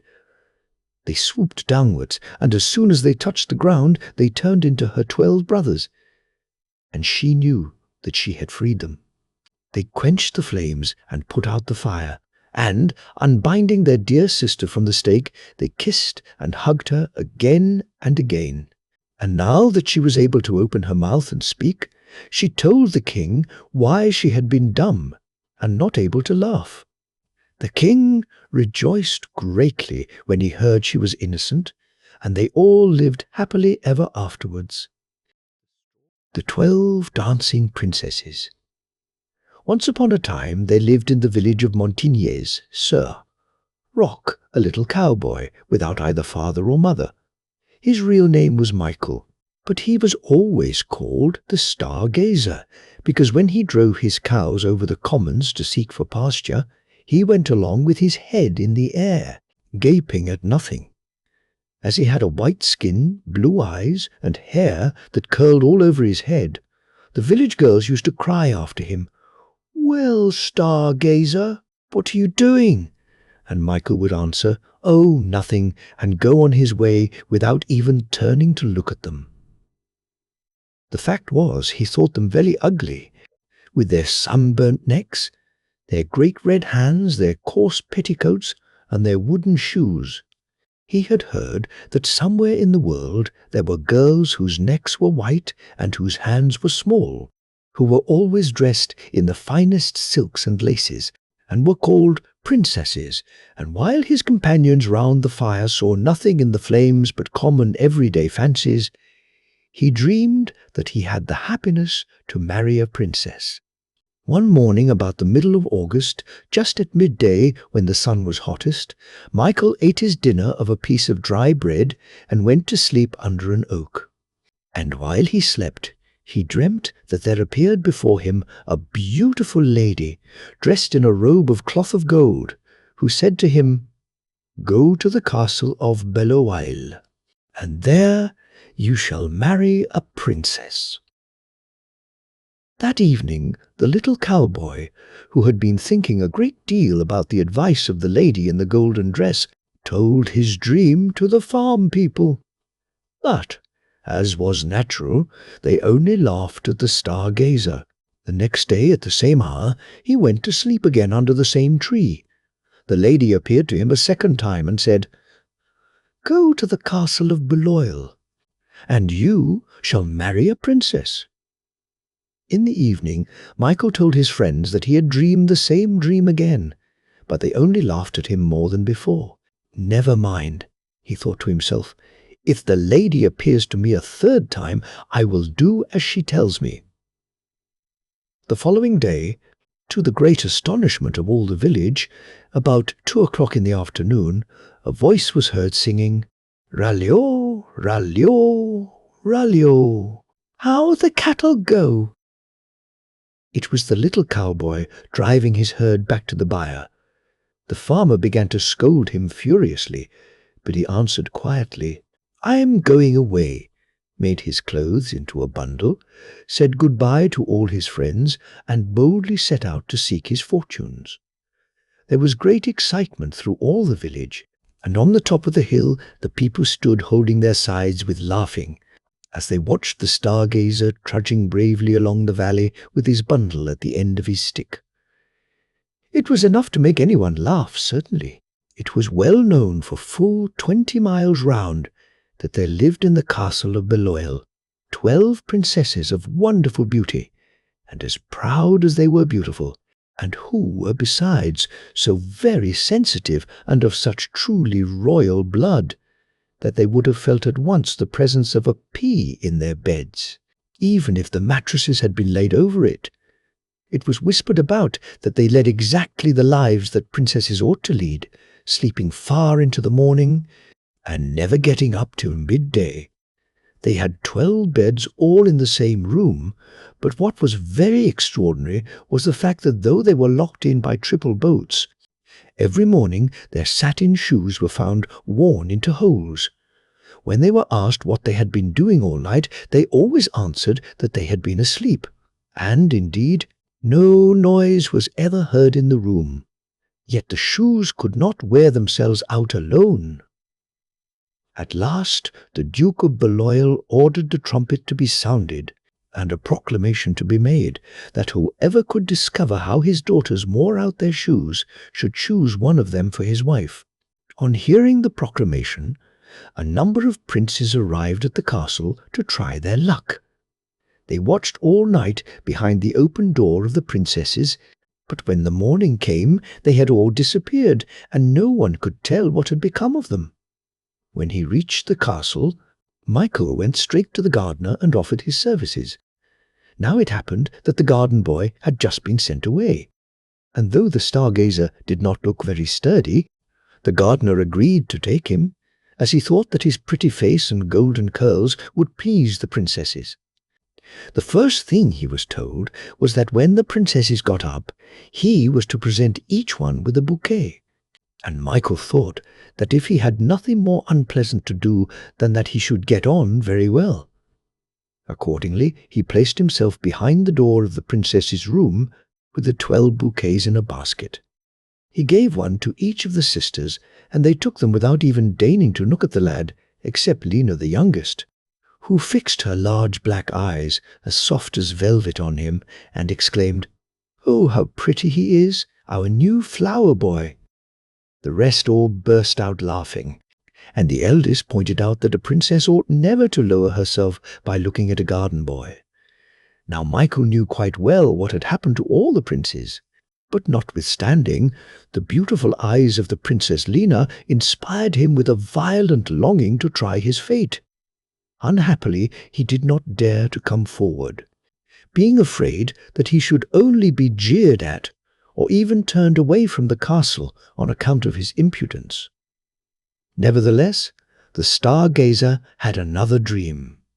The lady in the golden dress appeared to him once more, holding in one hand 2 young laurel trees, a cherry laurel and a rose laurel, and in the other hand a little golden rake, a little golden bucket, and a silken towel. She thus addressed him, "Plant these 2 laurels in 2 large pots, rake them over with the rake, water them with the bucket, and wipe them with the towel. When they have grown as tall as a girl of 15, say to each of them, 'My beautiful laurel, with the golden rake I have raked you, with the golden bucket I have watered you, with the silken towel I have wiped you.' Then after that ask anything you choose, and the laurels will give it to you." Michael thanked the lady in the golden dress, and when he woke he found the 2 laurel bushes beside him. So he carefully obeyed the orders he had been given by the lady. The trees grew very fast, and when they were as tall as a girl of 15, he said to the cherry laurel, "My lovely cherry laurel, with the golden rake I have raked thee, with the golden bucket I have watered thee, with the silken towel I have wiped thee. Teach me how to become invisible." Then there instantly appeared on the laurel a pretty white flower, which Michael gathered and stuck into his buttonhole. That evening, when the princesses went upstairs to bed, he followed them barefoot, so that he might make no noise, and hid himself under one of the 12 beds, so as not to take up much room. The princesses began at once to open their wardrobes and boxes. They took out of them the most magnificent dresses, which they put on before their mirrors, and when they had finished, turned themselves all round to admire their appearances. Michael could see nothing from his hiding place, but he could hear everything, and he listened to the princesses laughing and jumping with pleasure. At last the eldest said, "Be quick, my sisters. Our partners will be impatient." At the end of an hour, when the stargazer heard no more noise, he peeped out and saw the 12 sisters in splendid garments, with their satin shoes on their feet, and in their hands the bouquets he had brought them. "Are you ready?" asked the eldest. "Yes," replied the other 11 in chorus, and they took their places one by one behind her. Then the eldest princess clapped her hands 3 times and a trapdoor opened. All the princesses disappeared down a secret staircase, and Michael hastily followed them. As he was following on the steps of the Princess Lena, he carelessly trod on her dress. "There is somebody behind me," cried the princess. "They are holding my dress." "You foolish thing," said her eldest sister. "You are always afraid of something. It is only a nail which caught you." They went down, down, down, till at last they came to a passage with a door at one end which was only fastened with a latch. The eldest princess opened it, and they found themselves immediately in a lovely little wood where the leaves were spangled with drops of silver which shone in the brilliant light of the moon. They next crossed another wood where the leaves were sprinkled with gold, and after that another still, where the leaves glittered with diamonds. At last the stargazer perceived a large lake, and on the shores of the lake 12 little boats with awnings, in which were seated 12 princes, who, grasping their oars, awaited the princesses. Each princess entered one of the boats, and Michael slipped into that which held the youngest. The boats glided along rapidly, but Lena's, from being heavier, was always behind the rest. "We never went so slowly before," said the princess. "What can be the reason?" "I don't know," answered the prince. "I assure you, I am rowing as hard as I can." On the other side of the lake, the garden boy saw a beautiful castle splendidly illuminated, whence came the lively music of fiddles, kettledrums, and trumpets. In a moment they touched land, and the company jumped out of the boats, and the princes, after having securely fastened their bouquets, gave their arms to the princesses and conducted them to the castle. Michael followed and entered the ballroom in their train. Everywhere were mirrors, lights, flowers, and damask hangings. The stargazer was quite bewildered at the magnificence of the sight. He placed himself out of the way in a corner, admiring the grace and beauty of the princesses. Their loveliness was of every kind. Some were fair and some were dark. Some had chestnut hair or curls darker still, and some had golden locks. Never were so many beautiful princesses seen together at one time, but the one whom the cowboy thought the most beautiful and the most fascinating was the little princess with the velvet eyes. With what eagerness she danced! Leaning on her partner's shoulder, she swept by like a whirlwind. Her cheeks flushed, her eyes sparkled, and it was plain that she loved dancing better than anything else. The poor boy envied those handsome young men with whom she danced so gracefully, but he did not know how little reason he had to be jealous of them. The young men were really the princes who, to the number of 50 at least, had tried to steal the princess's secret. The princesses had made them drink something of a philtre, which froze the heart and left nothing but the love of dancing. They danced on till the shoes of the princesses were worn into holes. When the cock crowed the 3rd time, the fiddles stopped, and a delicious supper was served by Negro boys, consisting of sugared orange flowers, crystallized rose leaves, powdered violets, cracknels, wafers, and other dishes, which are, as everyone knows, the favorite food of princesses. After supper, the dancers all went back to their boats, and this time the stargazer entered that of the eldest princess. They crossed again the wood with the diamond-spangled leaves, the wood with gold-sprinkled leaves, and the wood whose leaves glittered with drops of silver, and as a proof of what he had seen, the boy broke a small branch from a tree in the last wood. Lena turned as she heard the noise made by the breaking of the branch. "What was that noise?" she said. "It was nothing," replied her eldest sister. "It was only the screech of the barn owl that roosts in one of the turrets of the castle." While she was speaking, Michael managed to slip in front, and running up the staircase, he reached the princess's room first. He flung open the window, and sliding down the vine, which climbed up the wall, found himself in the garden just as the sun was beginning to rise, and it was time for him to set to his work. That day, when he made up the bouquets, Michael hid the branch with the silver drops in the nosegay intended for the youngest princess. When Lena discovered it, she was much surprised.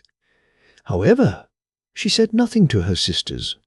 But as she met the boy by accident while she was walking under the shade of the elms, she suddenly stopped as if to speak to him. Then, altering her mind, went on her way.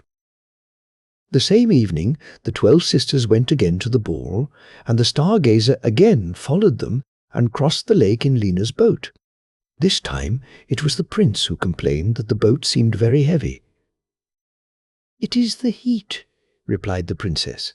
"I, too, have been feeling very warm." During the ball, she looked everywhere for the gardener's boy, but she never saw him. As they came back, Michael gathered a branch from the wood with the gold-spangled leaves, and now it was the eldest princess who heard the noise that it made in breaking. "It is nothing," said Lena, "only the cry of the owl which roosts in the turrets of the castle." As soon as she got up, she found the branch in her bouquet.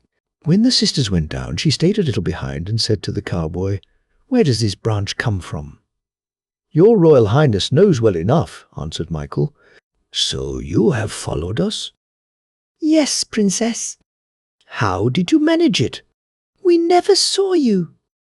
"I hid myself," replied the stargazer quietly. The princess was silent a moment, and then said, "You know our secret. Keep it. Here is the reward of your discretion." And she flung the boy a purse of gold. "I do not sell my silence," answered Michael, and he went away without picking up the purse. For 3 nights Lena neither saw nor heard anything extraordinary. On the 4th she heard a rustling among the diamond-spangled leaves of the wood. That day there was a branch of the trees in her bouquet. She took the stargazer aside and said to him in a harsh voice, "You know what price my father has promised to pay for our secret?" "I know, Princess," answered Michael. "Don't you mean to tell him?" "That is not my intention." "Are you afraid?" "No, Princess. What makes you so discreet, then?" But Michael was silent. Lena's sisters had seen her talking to the little garden boy and jeered at her for it. "What prevents your marrying him?" asked the eldest. "You would become a gardener, too. It is a charming profession. You could live in a cottage at the end of the park and help your husband to draw up water from the well. And when we get up, you could bring us our bouquets." The Princess Lena was very angry, and when the stargazer presented her bouquet, she received it in a disdainful manner. Michael behaved most respectfully. He never raised his eyes to her, but nearly all day she felt him at her side without ever seeing him. One day she made up her mind to tell everything to her eldest sister. "What?" said she. "This rogue knows our secret, and you never told me. I must lose no time in getting rid of him." "But how?" "Why, by having him taken to the tower with the dungeons." "Of course." For this was the way that in old times beautiful princesses got rid of people who knew too much. But the astonishing part of it was that the youngest sister did not seem at all to relish this method of stopping the mouth of the gardener's boy, who, after all, had said nothing to their father. It was agreed that the question should be submitted to the other 10 sisters. All were on the side of the eldest, Then the youngest sister declared that if they laid a finger on the little garden boy, she would herself go and tell their father the secret of the holes in their shoes.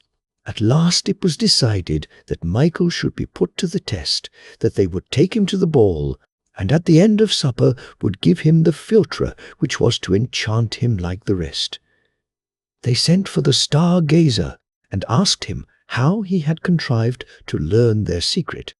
But still he remained silent. Then, in commanding tones, the eldest sister gave him the order they had agreed upon. He only answered, "I will obey." He had really been present, invisible, at the council of princesses, and had heard all, but he had made up his mind to drink of the philtre and sacrifice himself to the happiness of her he loved. Not wishing, however, to cut a poor figure at the ball by the side of the other dancers, he went at once to the laurels and said, "My lovely rose laurel, with the golden rake I have raked thee. With the golden bucket I have watered thee. With a silken towel I have dried thee. Dress me like a prince." A beautiful pink flower appeared. Michael gathered it and found himself in a moment clothed in velvet, which was as black as the eyes of the little princess, with a cap to match, a diamond aigrette, and a blossom of the rose laurel in his buttonhole. Thus dressed, he presented himself that evening before the Duke of Belloil and obtained leave to try and discover his daughter's secret. He looked so distinguished that hardly anyone would have known who he was. The 12 princesses went upstairs to bed. Michael followed them and waited behind the open door till they gave the signal for departure. This time he did not cross in Lena's boat. He gave his arm to the eldest sister, danced with each in turn, and was so graceful that everyone was delighted with him. At last the time came for him to dance with the little princess. She found him the best partner in the world, but he did not dare to speak a single word to her. When he was taking her back to her place, she said to him in a mocking voice, "Here you are at the summit of your wishes. You are being treated like a prince." "Don't be afraid," replied the star-gazer gently. "You shall never be a gardener's wife." The little princess stared at him with a frightened face, and he left her without waiting for an answer. When the satin slippers were worn through, the fiddles stopped, and the negro boys set the table. Michael was placed next to the eldest sister, and opposite to the youngest. They gave him the most exquisite dishes to eat, and the most delicate wines to drink, and in order to turn his head more completely, compliments and flattery were heaped on him from every side. But he took care not to be intoxicated, either by the wine or the compliments. At last the eldest sister made a sign, and one of the black pages brought in a large golden cup.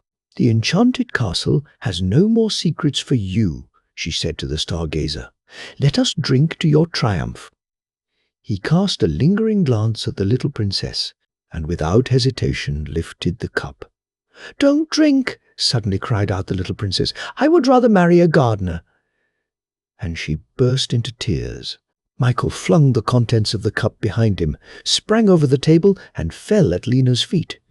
The rest of the princes fell likewise at the knees of the princesses, each of whom chose a husband and raised him to her side. The charm was broken. The 12 couples embarked in the boats, which crossed back many times in order to carry over the other princes. Then they all went through the 3 woods, and when they had passed the door of the underground passage, a great noise was heard, as if the enchanted castle was crumbling to the earth. They went straight to the room of the Duke of Belloil, who had just awoke. Michael held in his hand the golden cup, and he revealed the secret of the holes in the shoes. "Choose, then," said the Duke, "whichever you prefer." "My choice is already made," replied the garden boy, and he offered his hand to the youngest princess, who blushed and lowered her eyes. The Princess Lena did not become a gardener's wife. On the contrary, it was the star-gazer who became a prince.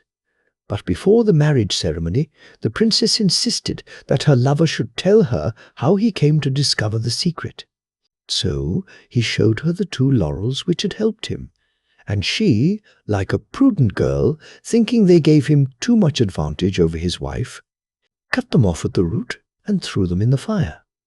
And this is why the country girls go about singing "Nous n'irons tous au bois, les lauriers sont coupés," and dancing in summer by the light of the moon, the voice of death. Once upon a time there lived a man whose one wish and prayer was to get rich. Day and night he thought of nothing else, and at last his prayers were granted, and he became very wealthy. Now, being so rich, and having so much to lose, he felt that it would be a terrible thing to die and leave all his possessions behind, so he made up his mind to set out in search of a land where there was no death. He got ready for his journey, took leave of his wife, and started. Whenever he came to a new country, the first question that he asked was whether people died in that land, and when he heard that they did, he set out again on his quest. At last he reached a country where he was told that the people did not even know the meaning of the word death. Our traveller was delighted when he heard this, and said, "But surely there are great numbers of people in your land, if no one ever dies." "No," they replied, "there are not great numbers, for you see from time to time a voice is heard calling first one and then another, and whoever hears that voice gets up and goes away, and never comes back." "And do they see the person who calls them?" he asked, "or do they only hear his voice?" "They both see and hear him," was the answer. "Well?" The man was amazed when he heard that the people were stupid enough to follow the voice, though they knew that if they went when it called them, they would never return. And he went back to his own home and got all his possessions together, and, taking his wife and family, he set out resolved to go and live in that country, where the people did not die, but where instead they heard a voice calling them, which they followed into a land from which they never returned. For he had made up his own mind that when he or any of his family heard that voice, they would pay no heed to it, however loudly it called. After he had settled down in his new home, and had got everything in order about him, he warned his wife and family that, unless they wanted to die, they must on no account listen to a voice which they might some day hear calling them. For some years everything went well with them, and they lived happily in their new home. But one day, while they were all sitting together round the table, his wife suddenly started up, exclaiming in a loud voice, "I am coming! I am coming!" And she began to look round the room for her fur coat, but her husband jumped up, and taking firm hold of her by the hand, held her fast and reproached her, saying, "Don't you remember what I told you? Stay where you are unless you wish to die." "But don't you hear that voice calling me?" she answered. "I am merely going to see why I am wanted. I shall come back directly." So she fought and struggled to get away from her husband and to go where the voice summoned. But he would not let her go, and had all the doors of the house shut and bolted. When she saw that he had done this, she said, "Very well, dear husband, I shall do what you wish, and remain where I am." So her husband believed that it was all right, and that she had thought better of it, and had got over her mad impulse to obey the voice. But a few minutes later she made a sudden dash for one of the doors, opened it, and darted out, followed by her husband. He caught her by the fur coat, and begged and implored her not to go, for if she did she would certainly never return. She said nothing, but let her arms fall backwards, and suddenly bending herself forward, she slipped out of the coat, leaving it in her husband's hands. He, poor man, seemed turned to stone as he gazed after her hurrying away from him and calling at the top of her voice as she ran, "I am coming! I am coming!" When she was quite out of sight, her husband recovered his wits and went back into his house, murmuring, If she is so foolish as to wish to die, I can't help it. I warned and implored her to pay no heed to that voice, however loudly it might call. Well, days and weeks and months and years passed, and nothing happened to disturb the peace of the household. But one day the man was at the barber's as usual, being shaved. The shop was full of people, and his chin had just been covered with a lather of soap, when, suddenly, starting up from the chair, he called out in a loud voice, "I won't come. Do you hear? I won't come." The barber and the other people in the shop listened to him with amazement. But again looking towards the door, he exclaimed, "I tell you once and for all, I do not mean to come, so go away." And a few minutes later he called out again, "Go away, I tell you, or it will be the worse for you. You may call as much as you like, but you will never get me to come." And he got so angry that you might have thought that someone was actually standing at the door, tormenting him. At last he jumped up and caught the razor out of the barber's hand, exclaiming, "Give me that razor, and I'll teach him to let people alone for the future." And he rushed out of the house as if he were running after someone whom no one else saw. The barber, determined not to lose his razor, pursued the man, and they both continued running at full speed till they had got well out of the town, when all of a sudden the man fell head foremost down a precipice and never was seen again. So he too, like the others, had been forced against his will to follow the voice that called him. The barber, who went home whistling and congratulating himself on the escape he had made, described what had happened, and it was noised abroad in the country that the people who had gone away and had never returned had all fallen into that pit, for till then they had never known what had happened to those who had heard the voice and obeyed its call. But when crowds of people went out from the town to examine the ill-fated pit that had swallowed up such numbers and yet never seemed to be full, they could discover nothing. All that they could see was a vast plain that looked as if it had been there since the beginning of the world. And from that time the people of the country began to die like ordinary mortals all the world over. The Wonderful Birch. Once upon a time there were a man and a woman who had an only daughter. Now it happened that one of their sheep went astray, and they set out to look for it, and searched, each in a different part of the wood. Then the good wife met a witch, who said to her, "If you spit, you miserable creature, if you spit into the sheath of my knife, or if you run between my legs, I shall change you into a black sheep." The woman neither spat, nor did she run between her legs, but yet the witch changed her into a sheep. Then she made herself look exactly like the woman, and called out to the good man, "Ho, old man, halloa! I have found the sheep already." The man thought the witch was really his wife, and he did not know that his wife was the sheep, so he went home with her, glad at heart because his sheep was found. When they were safe at home, the witch said to the man, "Look here, old man, we must really kill that sheep, lest it run away to the wood again." The man, who was a peaceable, quiet sort of fellow, made no objections, but simply said, "Good, let us do so." The daughter, however, had overheard their talk, and she ran to the flock and lamented aloud, "Oh, dear little mother, they are going to slaughter you." "Well then, if they do slaughter me," was the black sheep's answer, "eat you, neither the meat nor the broth that is made of me, but gather all my bones and bury them by the edge of the field." Shortly after this they took the black sheep from the flock and slaughtered it. The witch made peas soup of it and set it before the daughter.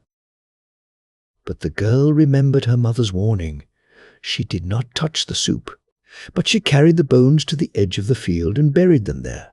And there sprang up on the spot a birch tree, a very lovely birch tree. Some time had passed away. Who can tell how long they might have been living there, when the witch, to whom a child had been born in the meantime, began to take an ill will to the man's daughter and to torment her in all sorts of ways. Now it happened that a great festival was to be held at the palace, and the king had commanded that all the people should be invited, and that this proclamation should be made, "Come, people all, poor and wretched, one and all. Blind and crippled though ye be, mount your steeds or come by sea."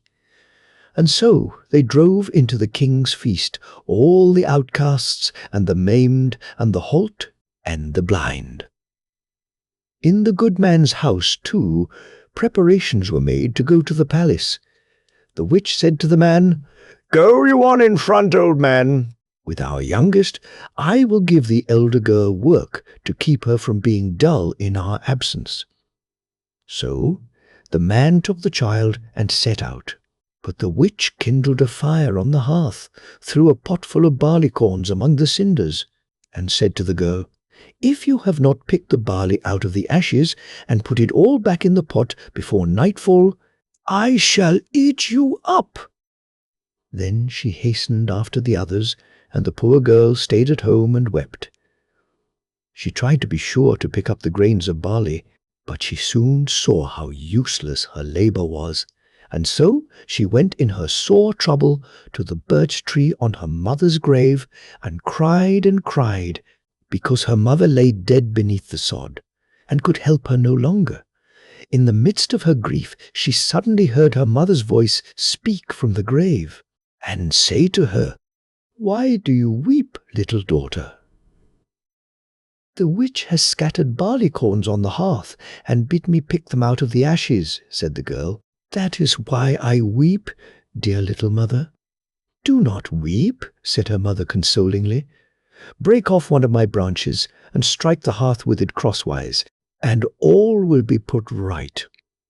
The girl did so. She struck the hearth with the birchen branch, and lo!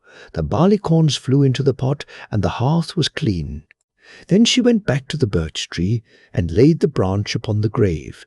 Then her mother bade her bathe on one side of the stem, dry herself on another, and dress on the third. When the girl had done all that, she had grown so lovely that no one on earth could rival her. Splendid clothing was given to her, and a horse, with hair partly of gold, partly of silver, and partly of something more precious still. The girl sprang into the saddle, and rode as swift as an arrow to the palace. As she turned into the courtyard of the castle, the king's son came out to meet her, tied her steed to a pillar, and led her in. He never left her side as they passed through the castle rooms, and all the people gazed at her, and wondered who the lovely maiden was, and from what castle she came, but no one knew her, no one knew anything about her. At the banquet, the prince invited her to sit next him in the place of honor, but the witch's daughter gnawed the bones under the table. The prince did not see her, and thinking it was a dog, he gave her such a push with his foot that her arm was broken. Are you not sorry for the witch's daughter? It was not her fault that her mother was a witch. Towards evening, the good man's daughter thought it was time to go home, but as she went, her ring caught on the latch of the door, for the king's son had had it smeared with tar. She did not take time to pull it off, but, hastily unfastening her horse from the pillar, she rode away beyond the castle walls as swift as an arrow. Arrived at home, she took off her clothes by the birch tree, left her horse standing there, and hastened to her place behind the stove. In a short time, the man and the woman came home again too, and the witch said to the girl, "Ah, you poor thing, there you are to be sure. You don't know what fine times we have had at the palace. The king's son carried my daughter about, but the poor thing fell and broke her arm." The girl knew well how matters really stood, but she pretended to know nothing about it, and sat dumb behind the stove. The next day they were invited again to the king's banquet. "Hey, old man," said the witch, "get on your clothes as quick as you can. We are bidden to the feast.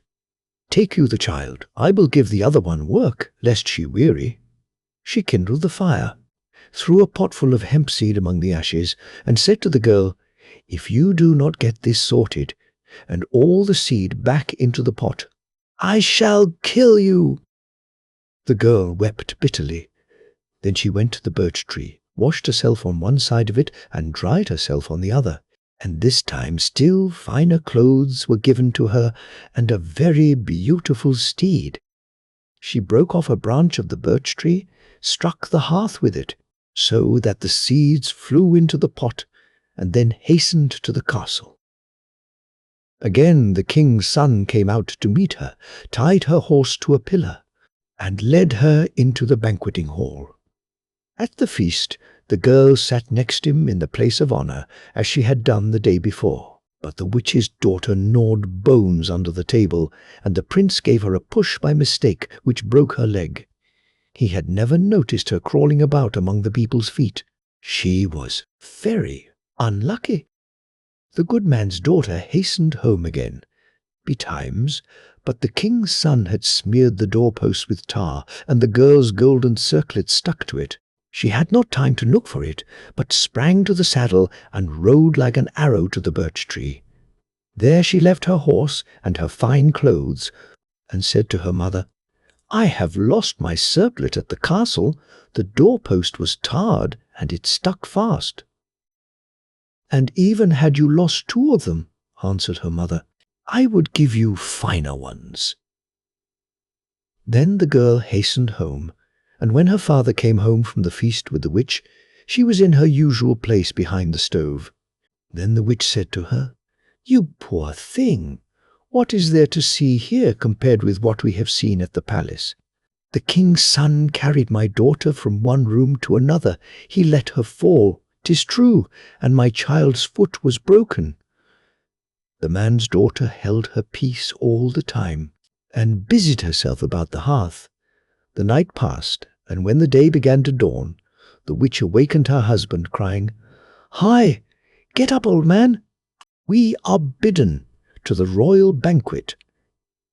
So the old man got up. Then the witch gave him the child, saying, "Take you the little one. I will give the other girl work to do, else she will weary at home alone." She did, as usual. This time it was a dish of milk she poured upon the ashes, saying, "If you do not get all the milk into the dish again before I come home, you will suffer for it." How frightened the girl was this time! She ran to the birch tree, and by its magic power her task was accomplished, and then she rode away to the palace as before. When she got to the courtyard, she found the prince waiting for her. He led her into the hall, where she was highly honored, but the witch's daughter sucked the bones under the table, and crouching at the people's feet, she got an eye knocked out, poor thing. Now no one knew any more than before about the good man's daughter. No one knew whence she came, but the prince had had the threshold smeared with tar, and as she fled, her gold slippers stuck to it. She reached the birch tree, and laying aside her finery, she said, "Alas, my dear little mother, I have lost my gold slippers." "Let them be," was her mother's reply. "If you need them, I shall give you finer ones." Scarcely was she in her usual place behind the stove when her father came home with the witch.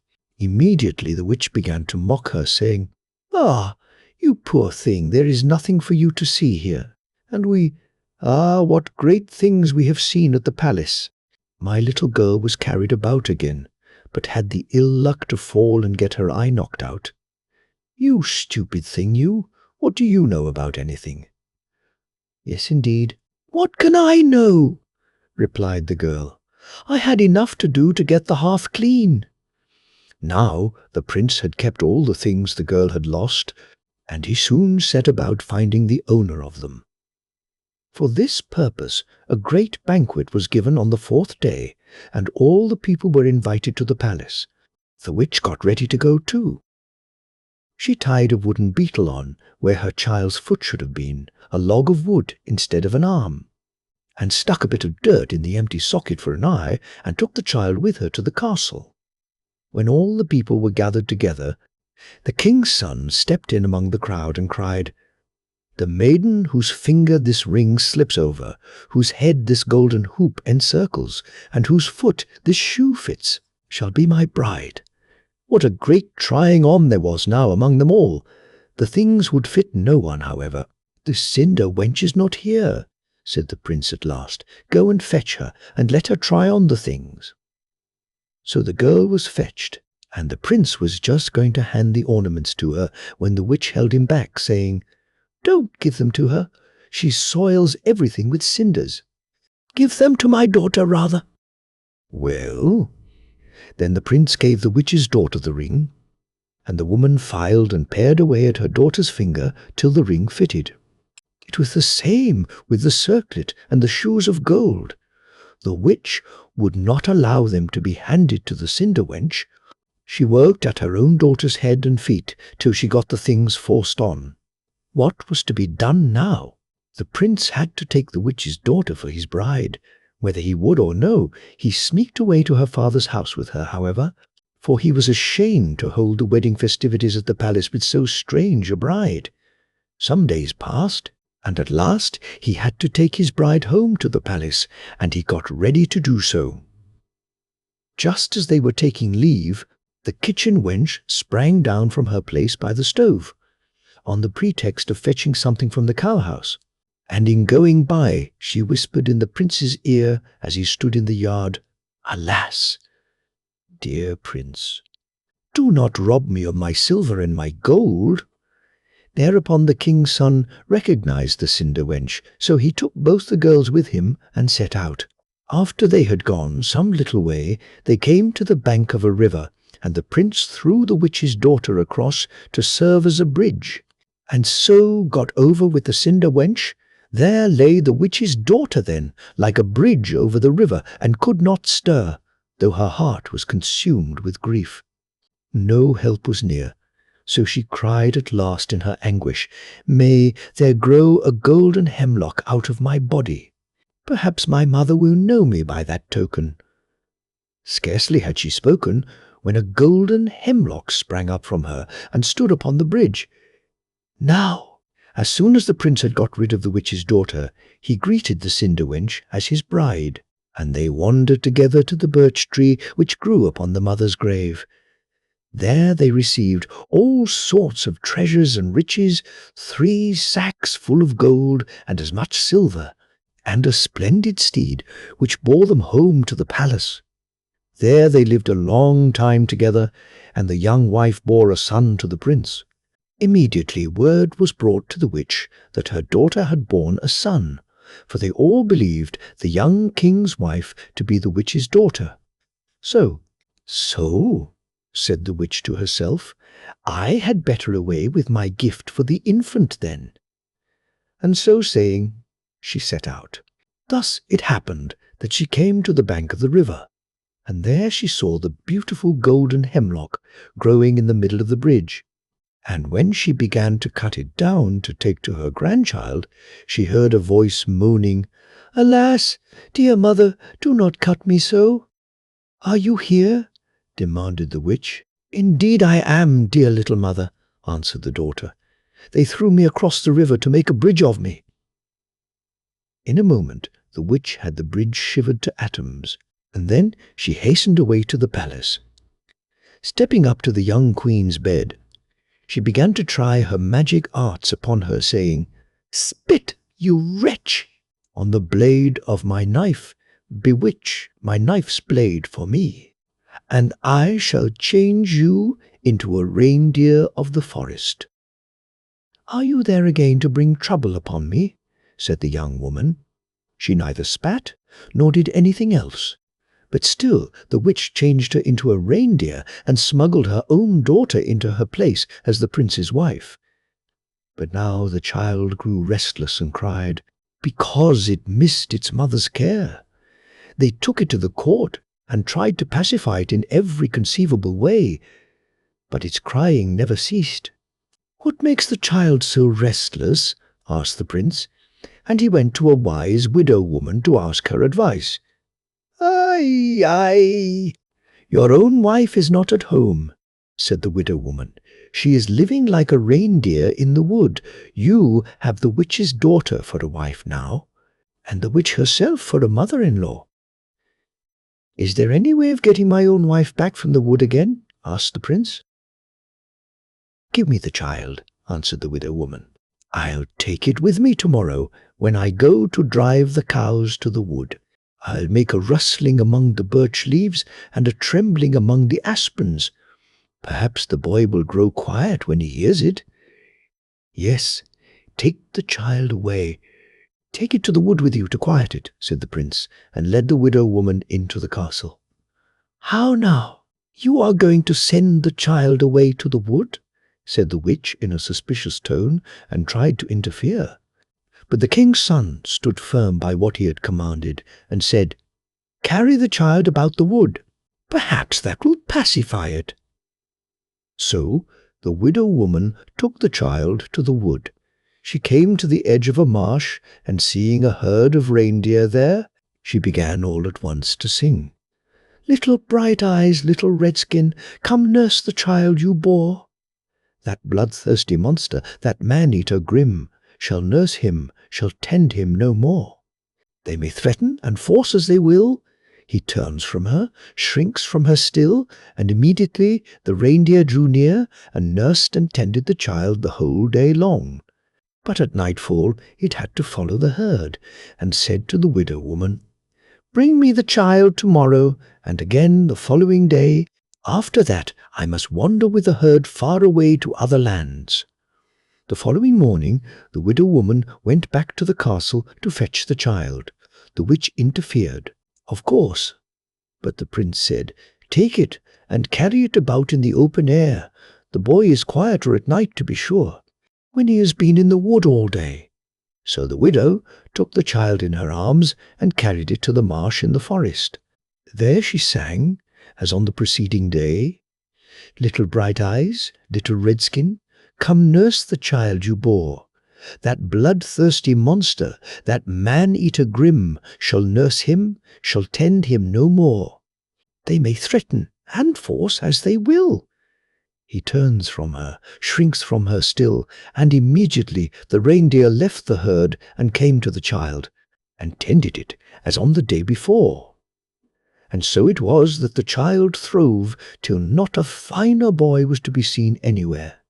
But the king's son had been pondering over all these things, and he said to the widow woman, 'Is there no way of changing the reindeer into a human being again?' 'I don't rightly know,' was her answer. 'Come to the wood with me, however. When the woman puts off her reindeer skin, I shall comb her head for her.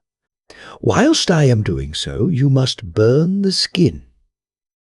Thereupon they both went to the wood with the child. Scarcely were they there when the reindeer appeared and nursed the child as before. Then the widow woman said to the reindeer, 'Since you are going far away tomorrow, and I shall not see you again, let me comb your head for the last time as a remembrance of you.'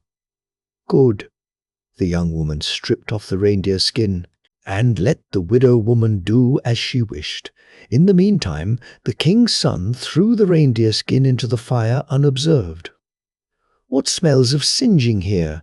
asked the young woman, and looking round she saw her own husband.